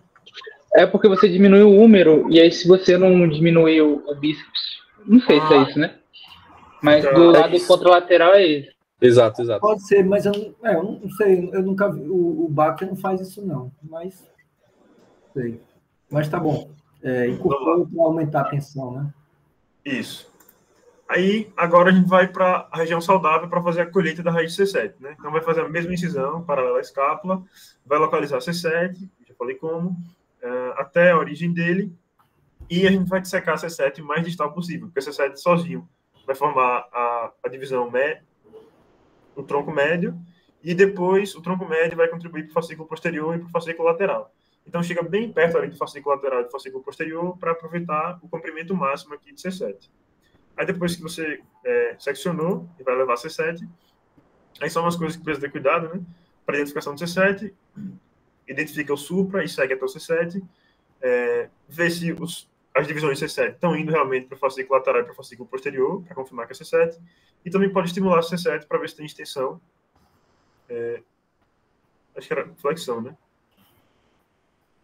Enfim. Aí, as iatrogenias que pode ter. A raiz aqui esse ramo do torácico longo que sai de C7 pode ser confundido com o torácico longo já completo, e aí romper, cortar o torácico longo, então tem que tomar cuidado com isso. Você pode ter duas raízes saindo do mesmo forame intervertebral, então tem que identificar as outras raízes, não achar só C7 e achar que ali já é C7, e pode acabar cortando outra raiz junto. E você também pode ter uma divisão alta da divisão posterior do tronco inferior, e você acabar cortando ela também. Pronto. E as contraindicações, se o membro saudável, você vai estar tirando C7, já tiver uma perda de força, então não faz, e se tiver algum sinal de lesão na medula. Tá, aí agora transferindo, né, para a rota que o Wang criou, que é a rota mais curta. Então aqui a gente tem C7, aqui a gente tem o músculo escaleno, né, escaleno anterior, e a gente não consegue ver a raiz C7. Aí você vai secar aqui está o escaleno ainda, aqui a gente está vendo C7 saindo do forame intervertebral, e ele passa por trás do escaleno e sai por aqui, né? Só para localizar, aqui medial, né, que seria o peitoral do paciente, aqui a cabeça, aqui em cima, e aqui o ombro, e aqui inferior o braço. Então, inferior, superior, medial e lateral. Então, o C7 está indo para a lateral, passando por trás do escaleno e vindo para cá. Então, a primeira coisa que precisa fazer é puxar ele por aqui, para ele vir para medial, que é o que foi feito aqui. Então, ele continua vendo o escaleno anterior aqui, e agora o C7 foi liberado. Ele está agora no lado medial. Só que ainda tem uma outra estrutura aqui que a gente precisa passar C7, que é a artéria vertebral. Então, tem C7 aqui, e aqui a artéria vertebral medial a C7. Ele também vai passar por baixo da artéria vertebral, que é o que está mostrando nessa imagem. A artéria vertebral aqui e C7 passando por baixo. Pronto. Aí, depois que está aqui, para nesse lado, e a passagem entre a coluna vertebral e o esôfago vai ser dissecada pelo lado lesado. Depois que for dissecado pelo lado lesado, o que eles... esse espaço angular é o espaço entre o escaleno anterior e o músculo longo do pescoço. São os dois músculos que vão ficar aqui, né? Pronto. Depois que já foi dissecado aqui, então, no lado saudável, vai passar esse tubo de plástico, pode suturar aqui com o nervo, e aí esse tubo de plástico vai servir como um guia para passar C7 para o outro lado, né? Então, aqui, C7 já foi passado para o outro lado, e aqui o outro lado recebendo C7, né? Esse seria o lado da lesão, e C7 chegando aqui. Pronto. E esse é um esquema de como ficaria, né? Esse aqui é o lado saudável, esse é o lado da lesão, C7 passando aqui posterior ao escaleno anterior, né? Ele estava vindo para cá, a gente colocou ele para cá, passa aqui anteriormente ou por dentro, porque tem uma divisão do longo do pescoço, e aí passando aqui entre a coluna e o esôfago e chegando no lado da lesão. Uma coisa interessante é o seguinte, aí você tem que passar ele posterior ao escaleno anterior, porque na frente do escaleno anterior tem o frênico. Se você passar pela frente, você vai amarrar o frênico. Então isso é uma tragédia, porque imagine, ele já tira o frênico de um lado, né, do lado lesado para jogar para a divisão posterior. E se ele lesar isso aí, pronto, o cara se fudeu. Não vai ter mais respiração, aí vai morrer, ou vai ficar entubado aí, sabe lá até quando. Mas, então tem que tomar todo cuidado aí, né? Nesse negócio aí, não é, nem tudo são flores, aí pode ter muita complicação aí. E a artéria vertebral também, né? Se passar por cima aqui, acho que poderia comprimir ela. Isso. A artéria vertebral, eu já passo por baixo, quando você passa por baixo, você já... Porque a artéria vertebral, ela está na frente, né? Então, você não se preocupa mais com ela. Você passa por baixo e acaba a história. Mas outra coisa que é muito complicada lesar, porque é difícil até abordar e suturar isso aí, porque ela é muito funda aí. Então é isso, é tomar todo cuidado, né? Isso aí com a boneca, nenhum instrumento pontudo, a dissecção é toda romba, com todo cuidado, atenção, né? Então é isso. Então é isso. Vamos lá. Pronto. E aqui só a sequência das anastomoses, né? Que ele sugere. Que é, primeiro, deixa eu colocar essa outra imagem aqui, pronto, é a mesma coisa. Então, aqui é um esquema de todas as anastomoses que são feitas. Então, a primeira na incisão infraclavicular, para depois já fechar essa incisão, que vai ser esses dois nervos aqui que vão se ligar, que a gente vai fazer a coaptação com o músculo cutâneo. Então, a gente vai ter, saindo aqui, o nervo cutâneo medial do antebraço e aqui o enxerto de nervo sural. Então, nesse momento, o enxerto de nervo sural, a gente vai fazer a neurografia aqui e essa ponta dele vai ficar solta. E a gente passa para incisão supraclavicular. Então, fez essa neurografia aqui, desses dois nervos com o músculo cutâneo, pode fechar a incisão infraclavicular. Aí, depois, na supraclavicular, a gente vai fazer primeiro o acessório para o supra, que está aqui, o acessório para o supra, depois o frênico, vindo aqui, para a divisão posterior do tronco inferior. Esse daqui é o tronco inferior. Só que como a gente já soltou, né, aí eles não estão mais ligados, mas essa divisão posterior aqui, ela estaria saindo do tronco inferior, que é esse daqui. Então, o frênico vindo para a divisão posterior do tronco inferior, C7 contralateral, que é esse que está vindo aqui, aí vai fazer a neurografia com o tronco inferior, né, para a flexão dos dedos, e um raminho de C7 aqui, que seria o peitoral lateral, do lado saudável, que a gente trouxe para cá também, junto com o C7, aqui que a gente vai ligar o sural. Então, o sural vai receber direto C7 contralateral para levar para o músculo cutâneo. E é isso. E aí, os cuidados no pós-operatório, né, Gabriel já falou, quase todos. Tem suporte para imobilização, vai ficar imobilizando a cabeça em posição neutra e membro superior, levemente abduzido, em rotação interna e 90 graus de flexão do cotovelo, por 6 meses, fazendo exercícios passivos no punho e no dedo. 6 meses não, pô, 6 semanas. Perdão, 6 semanas. Passei. Ninguém ia querer se operar. 6 semanas. Isso. Aí faz exercício passivo no punho para não ter, e nos dedos, para não ter enrijecimento, né? Depois tira o suporte, fica mais uma semana com a tipoia, movimentação passiva, estimulação elétrica dos músculos para acelerar a recuperação. Aí eu vi também que faz 200 abduções diárias no ombro saudável para estimular a C7 e exercício de respiração profunda para estimular o frênico. E depois que fizer a recuperação, e depois que o paciente começar a ter a recuperação da flexão dos dedos, pode começar a usar uma órtese para extensão. Porque como você não vai ter oposição, né, demora mais para ter a extensão dos dedos, e às vezes nem chega, então você pode ter uma mão em garra, pode ter uma contratura por falta de oposição. Então, é feito isso daí, pode usar uma órtese para extensão, enquanto não recupera a extensão, e caso não recupere, tem aquelas cirurgias que a gente já falou uma segunda abordagem para a mão e para o punho.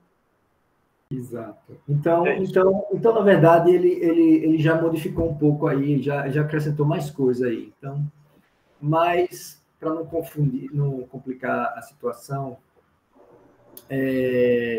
então é isso, basicamente, né? Foi isso que a gente fez. A gente só não usou o frênico, né, para o espinhal acessório.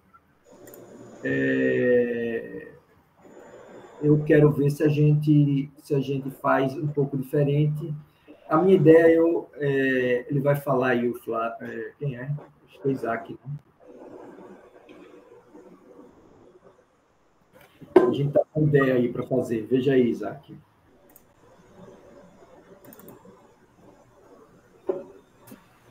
Oi, professor, não ouvi.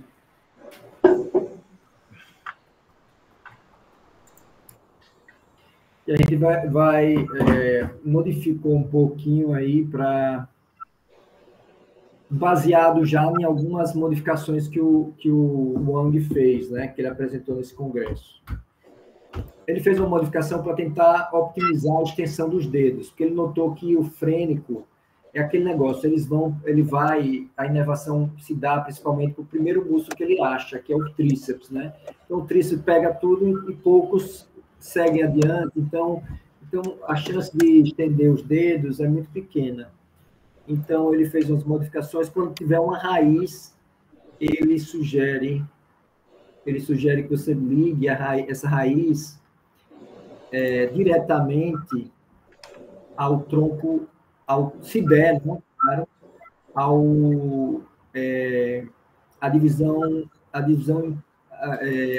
a duas estruturas, a divisão inferior do tronco superior, a divisão posterior do tronco inferior e a divisão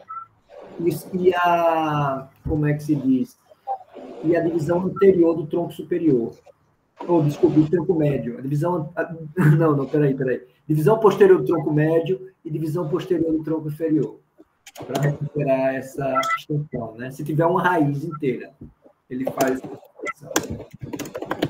Mas vamos lá, Isaac, mostra aí o que é que a gente está pensando em fazer. Acho que sou eu, professor, essa parte, viu? Ah, é você? Ah, então vai. É porque ele tá... Vou colocar aqui agora. Pensei que era ele. Ele fez um protocolo aí que a gente está seguindo, que vai seguir, né?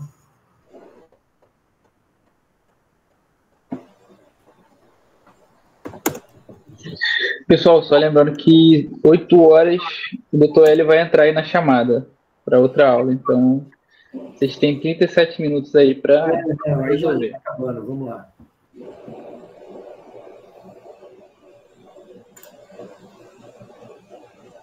Então, minha gente, tem que entender isso tudo, viu? Tem que entender, a prova vai ser...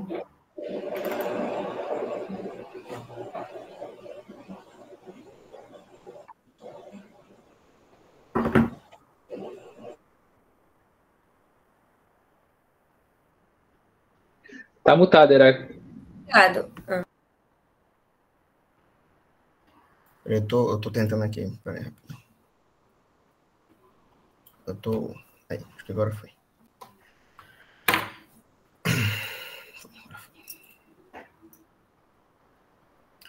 Pronto, então vou falar sobre lesão total do plexo braquial, né? O protocolo aí que foi enviado. E aí, só para dar uma leve introduzida, a evolução total das raízes, 6581, vai ter a perda da funcionalidade do membro superior, a gente vai tentar recuperar a abdução, flexão do cotovelo, abdução do ombro, flexão do cotovelo, extensão do cotovelo, flexão dos dedos e extensão dos dedos, né? Tentar ao máximo alcançar esses objetivos. Aí, pensando na estabilidade do ombro, né? Na abdução do ombro, fazer a transferência do nervo espinhal acessório para o nervo supraescapular, como já foi mencionado anteriormente.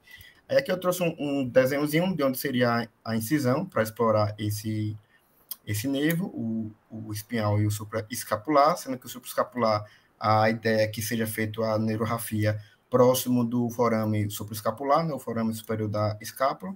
Aí aqui nessa imagem tem justamente a exploração desses dois nervos, aqui o acessório e aqui o supraescapular, e aqui a exploração do plexo, né, para verificar se houve avulsão, como é que está as raízes.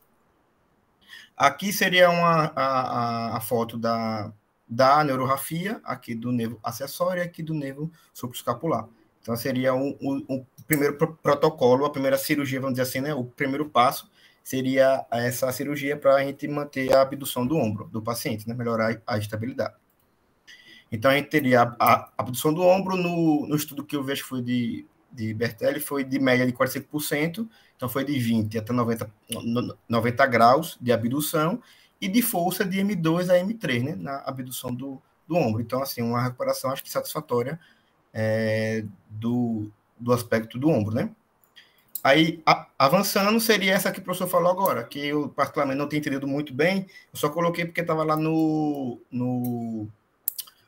roteiro, mas que se a C5 fosse viável, faria essa transferência para a divisão posterior para o tronco inferior e também da divisão posterior para o tronco médio. Mas eu não consegui achar nenhum artigo que explicasse como é que seria essa... Isso aí, eu depois faço um desenho para vocês. Isso aí, ele tem um artigo mais novo que mostra isso aí, o Wang. Vejam aí o artigo mais novo dele, procurem aí. Vamos lá, então, C5. Isso se deve, minha gente, para fazer direta. Lembre-se que se não fizer direto, se botar enxerto, não adianta.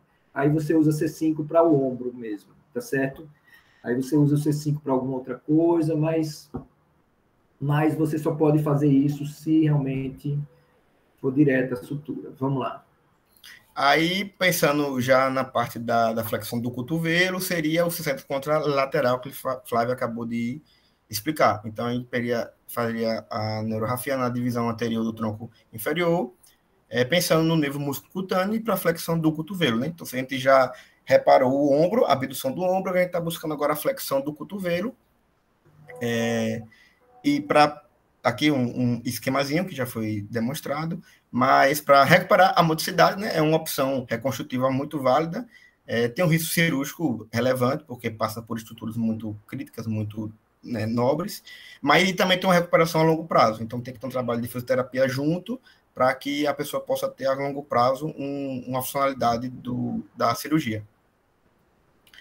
E aí, outra reconstrução seria o da extensão do cotovelo, porque mesmo tendo a flexão, para a pessoa ter uma estabilidade até de pegada, de punho, de mão, é importante que tenha uma estabilidade do cotovelo. Então, eu usaria os nervos intercostais para o ramo motor da cabeça longa do tríceps. Então, eu usaria 3 ramos intercostais no artigo que eu procurei, e aí faria essa incisão aqui, coraco peitoral, dissecaria por trás ia rebater o peitoral menor e o peitoral maior, encontraria as costelas, né? E buscaria no sulco costal os nervos intercostais. Aí aqui traz um pouco da dissecção, ter cuidado, né? Porque essa região aqui é muito delicada, porque é a pleura, então a dissecção errada pode causar um dano maior se perfura a pleura, é um pneumotóxico. Então, tem que ter um cuidado com os vasos e com a dissecção da pleura. E, segundo o artigo, é possível fazer essa dissecção sem lesionar nenhum vaso, só pegando os nervos. E aí, aqui seria a dissecção da parte do nervo, do ramo motor da cabeça longa do tríceps, essa região do braço, e fazer as anastomoses. Aqui está meio escuro, mas aqui dá para ver os 3 raminhos dos intercostais, fazendo a neurorrafia aqui com o ramo motor da cabeça longa, do tríceps. Então, em vez de botar o frênico, a gente vai usar o intercostal, né? Para ganhar a extensão do cotovelo. Então, a gente já ganhou a abdução, ganhou a flexão e ganhou a extensão, né? Do membro superior, né? Aí, avançando para tentar manter agora a questão da mão, seria a artrodese de punho, que é a indicação de punho instável, né? Tem várias indicações de artrodese de punho, artrite inflamatória, ou câncer, tem várias, mas uma delas é a lesão de plexo braquial, a paralisia de plexo, e ela vai ser indicada justamente para punho instável, né? O punho caído. Então, você vai ter uma lesão do nervo radial, não vai ter a estabilidade do punho, então a gente vai fazer uma artrodese. Então, vai fazer uma incisão nessa região aqui, no tubérculo de Lister, que é o tubérculo dorsal, né? Do rádio, vai explorar, vai seccionar aqui os tendões do extensor radial longo e extensor radial curto do carpo, encontrar aqui o escafoide, aqui uma superfície aqui do rádio, e passar uma placa que vai fixar esse punho para que ele não fique caído. E com a artrodese de punho, aqui prendendo no segundo metacarpo e no rádio, a gente vai ter a posição da mão neutra, né? Não vai estar mais caída. Então, vai ter a flexão, vai ter a abdução do ombro, flexão do cotovelo, extensão do cotovelo, e vai manter agora o punho em uma posição neutra, não caída mais, né? Aí seria mais uma etapa da reconstrução. E outra opção seria, e agora pensando nos dedos, né, como os dedos vão estar um pouco mais fletidos, seria uma aorta de extensão dos dedos. Eu procurei algumas envolviam inteligência artificial e tal, mas eu achei uma que trazia algo mais palatável, assim, mais real, que seria uma de órteses de mola de extensão, que, a depender da força que você ia aplicar na montagem dela, variava de 100 a 300 gramas. E daria para confeccionar, assim, artesanalmente, não seria impossível de confeccionar, até no artigo ele explica como faz e os materiais que usa, e colocaria durante 12 horas, no máximo, né, para fazer a extensão dos dedos, que estariam em contratura, né, na flexão, e esticaria durante 12 horas por dia para que eles ficassem na posição mais neutra, não para estender, né, tirar da flexão, da rigidez. Mas isso não é, isso a gente tem que bolar, porque não é, tem que bolar uma órtese. Isso aí é para essa órtese, chama órtese em gafanhoto. É uma órtese para vencer a extensão, contraturas e flexão, né? E para dedo em botoeira, usa isso, uma deformidade. Mas para plexo a gente tem que bolar alguma coisa que estique os dedos. Mas eu tenho umas ideias aí, mas que a gente vai fazer nesse paciente que eu fiz artrodese. Depois eu vou testar umas órteses aí. Porque para a gente não... como é que se diz? Para ser mais fácil, porque geralmente a extensão é uma coisa mais fácil do que a flexão. Vamos lá, vamos adiante. A gente vai ver se a gente consegue a extensão para uma órtese. Então, vocês entenderam aí esse protocolo que a gente vai seguir? Então, a gente... o espinhal acessório para ombro, o C7 contralateral para flexão dos dedos e flexão do cotovelo,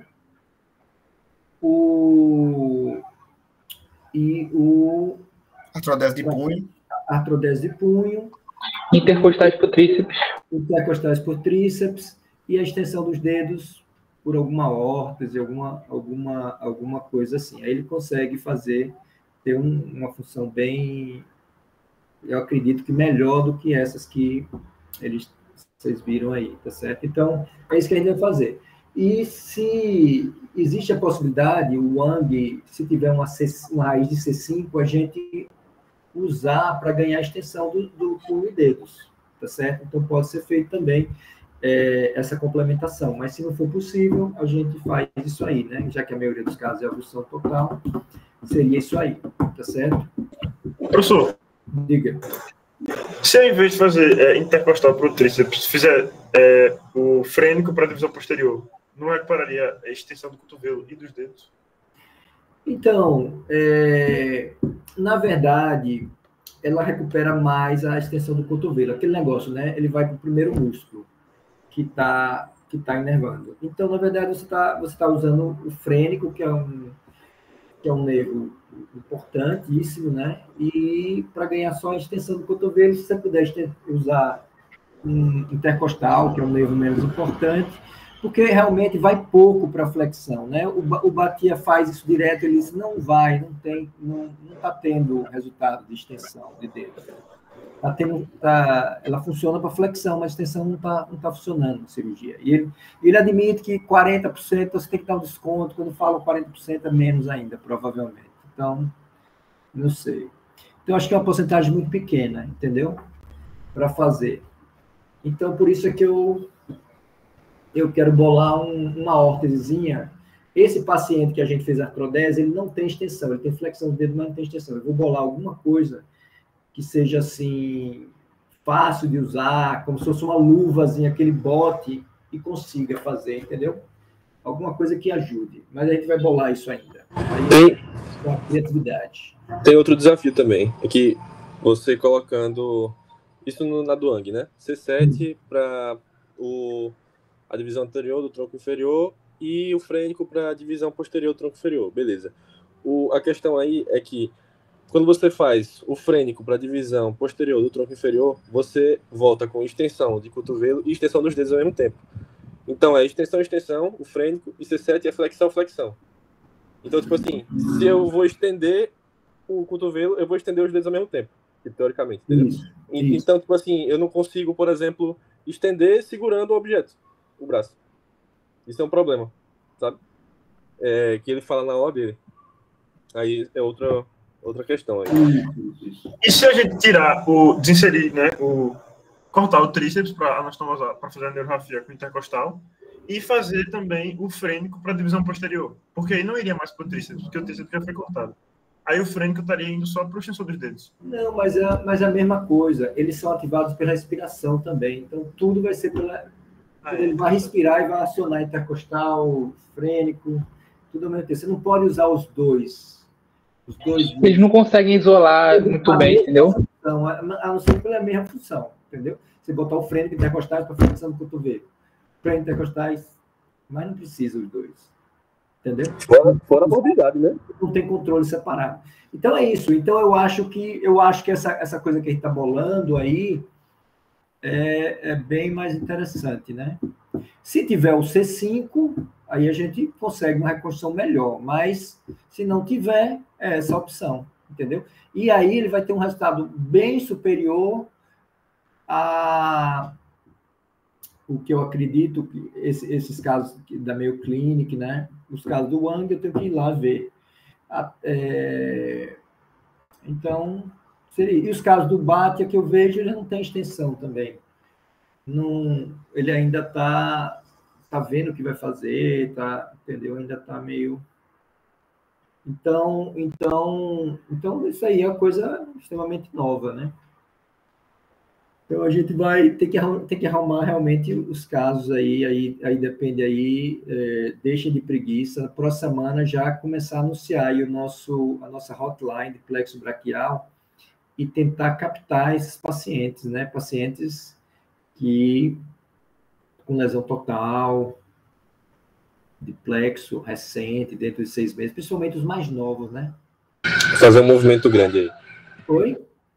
Vou fazer um movimento decente. Isso. Então eu vou falar sobre essa cirurgia, eu vou fazer uma coisa no Instagram, botar, para ver se a gente consegue pacientes para a gente mostrar aqui alguns casos no próximo congresso do plexo, né? Já tem alguns casos para mostrar. E a gente ainda está fazendo outras modificações para melhorar a função do ombro porque, na verdade, a função é muito pobre com o supra, né? O Bertelli está dizendo 45, eu nunca vi ninguém chegar a isso tudo. No máximo 20, 30. Não é grande coisa. Mas, aí eu acho, se a gente transferir também o grande dorsal do outro lado, a gente consegue mais ainda, como é que se diz, uma função melhor. Entendeu? Então, é outra coisa que a gente pode acrescentar para conseguir uma função do membro melhor ainda, né? Uma abdução maior, um controle, uma rotação externa que não tem, geralmente, com o supra, porque aquele negócio, o acessório, quando você bota para o supra, ele vai para o primeiro músculo, que é o supra-espinhoso, e o infraespinhoso, que é a rotação externa, ele recebe menos fibras, então, geralmente, esse paciente não recupera a rotação externa, tá certo? Então, a gente complementando o grande dorsal para rotação externa, abdução, e melhorar a abdução, talvez tenha um resultado ainda maior, né? Superior. Então, a gente está com várias ideias aí para melhorar aí a cirurgia. Ok? E uma outra possibilidade que eu pensei é não usar o supra para o ombro, ou o acessório para o ombro. Fazer uma artrodese diretamente, que vai ter uma função provavelmente melhor, e usar o supra como um músculo livre para a extensão dos dedos.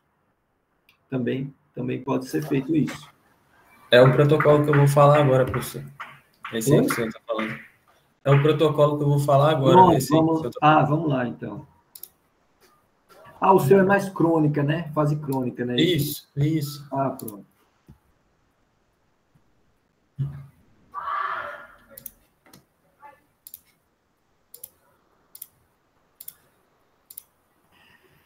Então, beleza, vamos lá.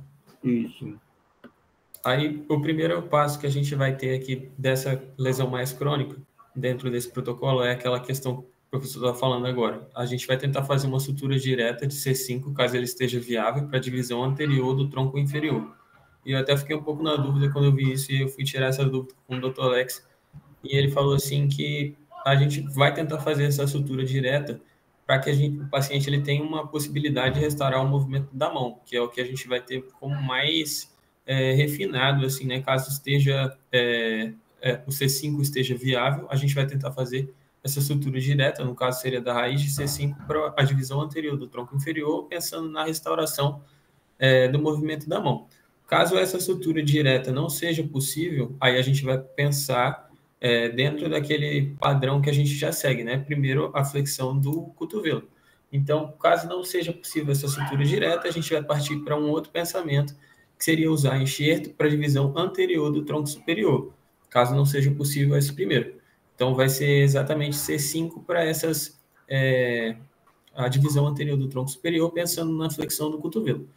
Então, aqui só trazendo um pouco sobre a técnica, né, do enxerto de sural. Primeiramente, a gente vai fazer uma incisão próximo aqui do malelo lateral, achar a veia safena, o nervo sural vai estar logo atrás da veia safena, e a gente tem essa técnica aqui que você vai fazendo pequenas incisões, diminui a agressividade, né, da cirurgia, e a gente consegue fazer a retirada do sural. E aí trouxe dois artigos, né, que utilizaram essa enxerto, mas é amplamente utilizado, enxerto sural, para qualquer que seja a neurografia que a gente está pensando, mas aqui só trazendo essa questão que está dentro do protocolo, né? A C5 unindo a divisão anterior do tronco superior, pensando na flexão do cotovelo, e aqui a mesma coisa. E aí trouxe aqui só para a gente poder relembrar que geralmente essas suturas são feitas utilizando a cola, o adesivo de fibrina, para que haja uma maior absorção, né, ou uma maior a sutura, né, e essa junção que a gente está fazendo fica melhor. Aí, partindo para o próximo passo, eu trouxe aqui os nervos intercostais para o ramo motor do bíceps, isso caso o passo 1 seja bem sucedido. Então, se a gente conseguir passar C5 para fazer a movimentação do punho, né? Então a gente perderia essa raiz de C5, a gente teria que fazer outra coisa para que o músculo, que a gente conseguisse fazer a flexão do cotovelo. Então a gente utilizaria os nervos intercostais, que a prioridade aqui seria a flexão do cotovelo. Então a gente faria a transferência de 2 a 3 intercostais aqui ele está trazendo o tríceps, mas a gente faria para o bíceps, nesse artigo que ele usa para o tríceps. Basicamente, a gente vai fazer uma incisão que vai começar mais ou menos na linha média aqui do externo, no 5º espaço intercostal. Essa incisão ela vai seguir a curva da borda inferior do músculo peitoral maior até a axila. Em seguida, a gente vai fazer essa incisão, como o Heráclito já tinha falado na apresentação dele, tirar o periósteo, né, fazer uma incisão aqui no periósteo e tirar dessa junção costocondral, né, para que a gente consiga fazer a retirada do nervo intercostal. Caso a gente não tenha conseguido fazer aquele primeiro passo e tenha já restaurado a flexão do cotovelo, a gente vai partir para a extensão do cotovelo. Então, basicamente, seria fazer a mesma coisa, só que agora pensando para o ramo motor do tríceps, né? Então, a gente vai achar a inervação da cabeça longa do tríceps, mais ou menos a nível de grande dorsal. Aqui está o peitoral maior rebatido. Então, a gente vai achar mais ou menos a nível de grande dorsal e dos tendões dos redondos maiores. E vai fazer essa anastomose dos intercostais, mesma coisa que 2 a 3 na cabeça longa do tríceps. E aí eu trouxe um outro artigo aqui mostrando como que é feita essa sutura, né, dos nervos intercostais. Isso foi um artigo que fizeram exatamente isso que está sendo demonstrado. E aí, partindo para o próximo passo, a gente já tem a extensão restaurada, a flexão restaurada e possivelmente uma movimentação do punho, né, caso tenha o C5 preservado. A gente vai partir para a artrodese do ombro, 3 meses depois dessas primeiras cirurgias que a gente fez. Basicamente, fazer uma artrodese comum, assim, simples, né, respeitando aquelas angulações. E eu trouxe esse artigo aqui que eu achei bem interessante, que ele fala sobre, dentro da lesão total de plexo, né, qual seria a posição óptima, pensando que o paciente consiga alcançar o queixo, consiga alcançar movimentos mais ao longe dele. Então, basicamente, ele fala algumas angulações que seriam isso baseado nos pacientes que ele fez, acho que foi mais ou menos uns 30 pacientes, e aí ele chegou à conclusão que se você mantém 35 graus de abdução, 30 de flexão e 40 de rotação interna, seria esse ponto óptimo ali, onde o paciente consegue fazer a movimentação básica de maneira satisfatória. Depois de feita a artrodese do ombro, a gente vai partir para a artrodese do punho. Isso seria 9 meses após essas primeiras restaurações que a gente está fazendo. A artrodese do punho também foi feita dentro desse artigo aqui que eu trouxe, de uma lesão total de plexo, e ele também trouxe algumas angulações que ele admitiu que seriam melhores, levando em consideração a movimentação do paciente. Basicamente, a gente vai fazer unir a parte distal aqui do rádio com o terceiro metacarpo, e vai colocar o paciente em 20 graus, mais ou menos, de extensão de punho, para que ele consiga fazer a movimentação melhor da mão e dos movimentos depois dessa lesão total de plexo. E aí a gente vai partir para algumas transferências livres do Grácio, onde a gente vai ter possibilidades diferentes de utilização desse retalho. Então, a primeira utilização seria para flexão dos dedos ou extensão dos dedos, depois de 1 ano dessas primeiras restaurações que a gente fez, inervado pelo nervo espinhal acessório. O Grácio livre a gente já sabe, né? É um Matsna Rai 2, ele tem um dominante e algumas segmentárias que não vão suprir, não vão sustentar o retalho. Basicamente, o que a gente consegue fazer aqui é trazer a irrigação do retalho, né? A artéria circunflexa femoral medial. A gente consegue fazer uma anastomose com os vasos tóraco-dorsais.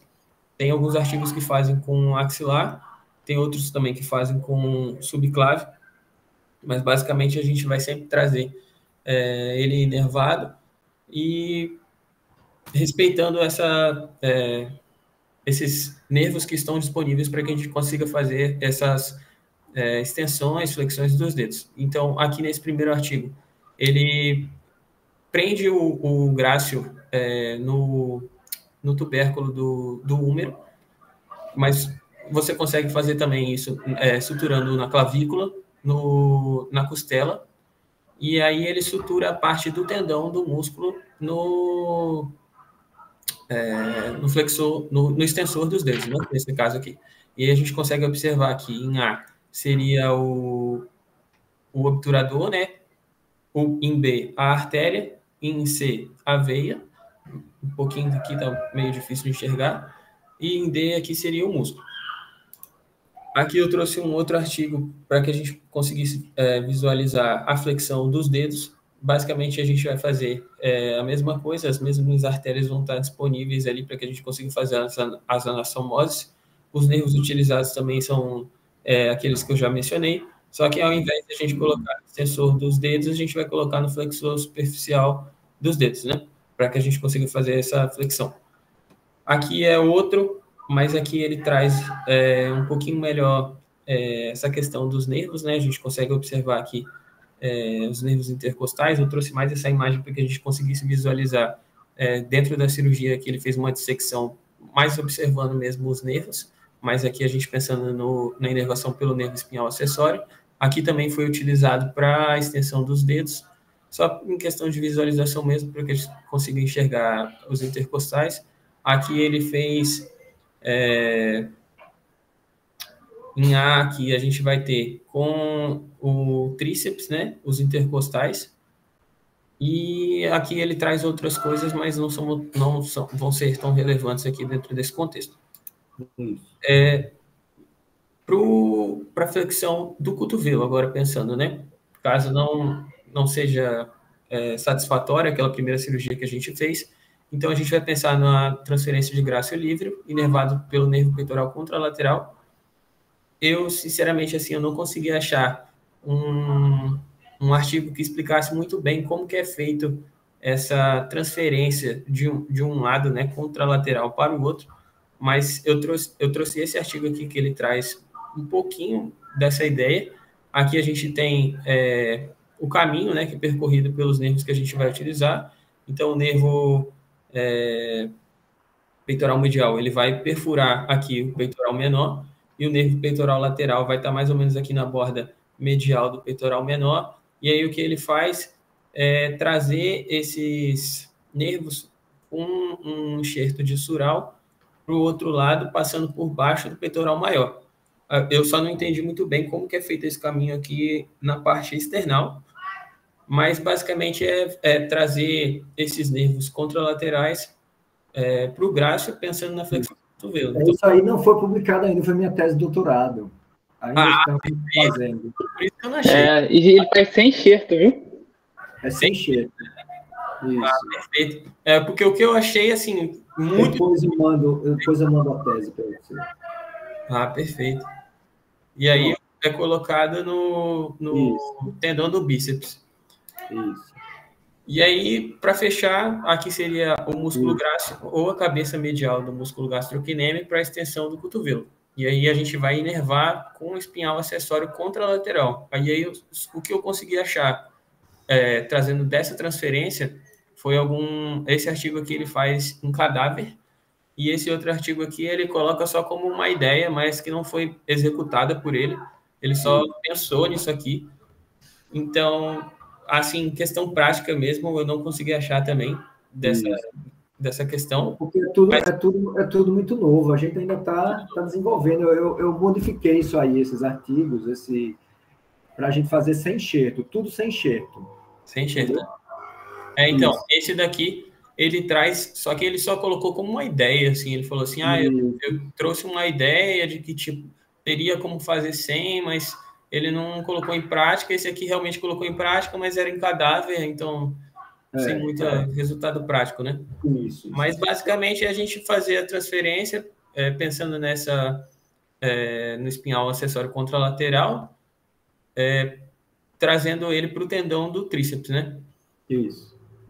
E aí, para poder fechar, também, o que seria a outra opção é a cabeça medial do músculo gastrocnêmico. E aí, pensando seria um retalho livre, né, da cabeça medial, trazendo a inervação dele, e aí seria basicamente uma transferência para a região do tríceps, mas o princípio seria o mesmo do grácil, né?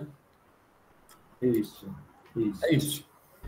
Pronto, então entenderam aí, a gente faz e vê as funções que faltam e tenta fazer um músculo livre, né, usando o músculo do outro lado, tendões, então uma coisa bem aí, bem para frente aí, né, isso aí, se a gente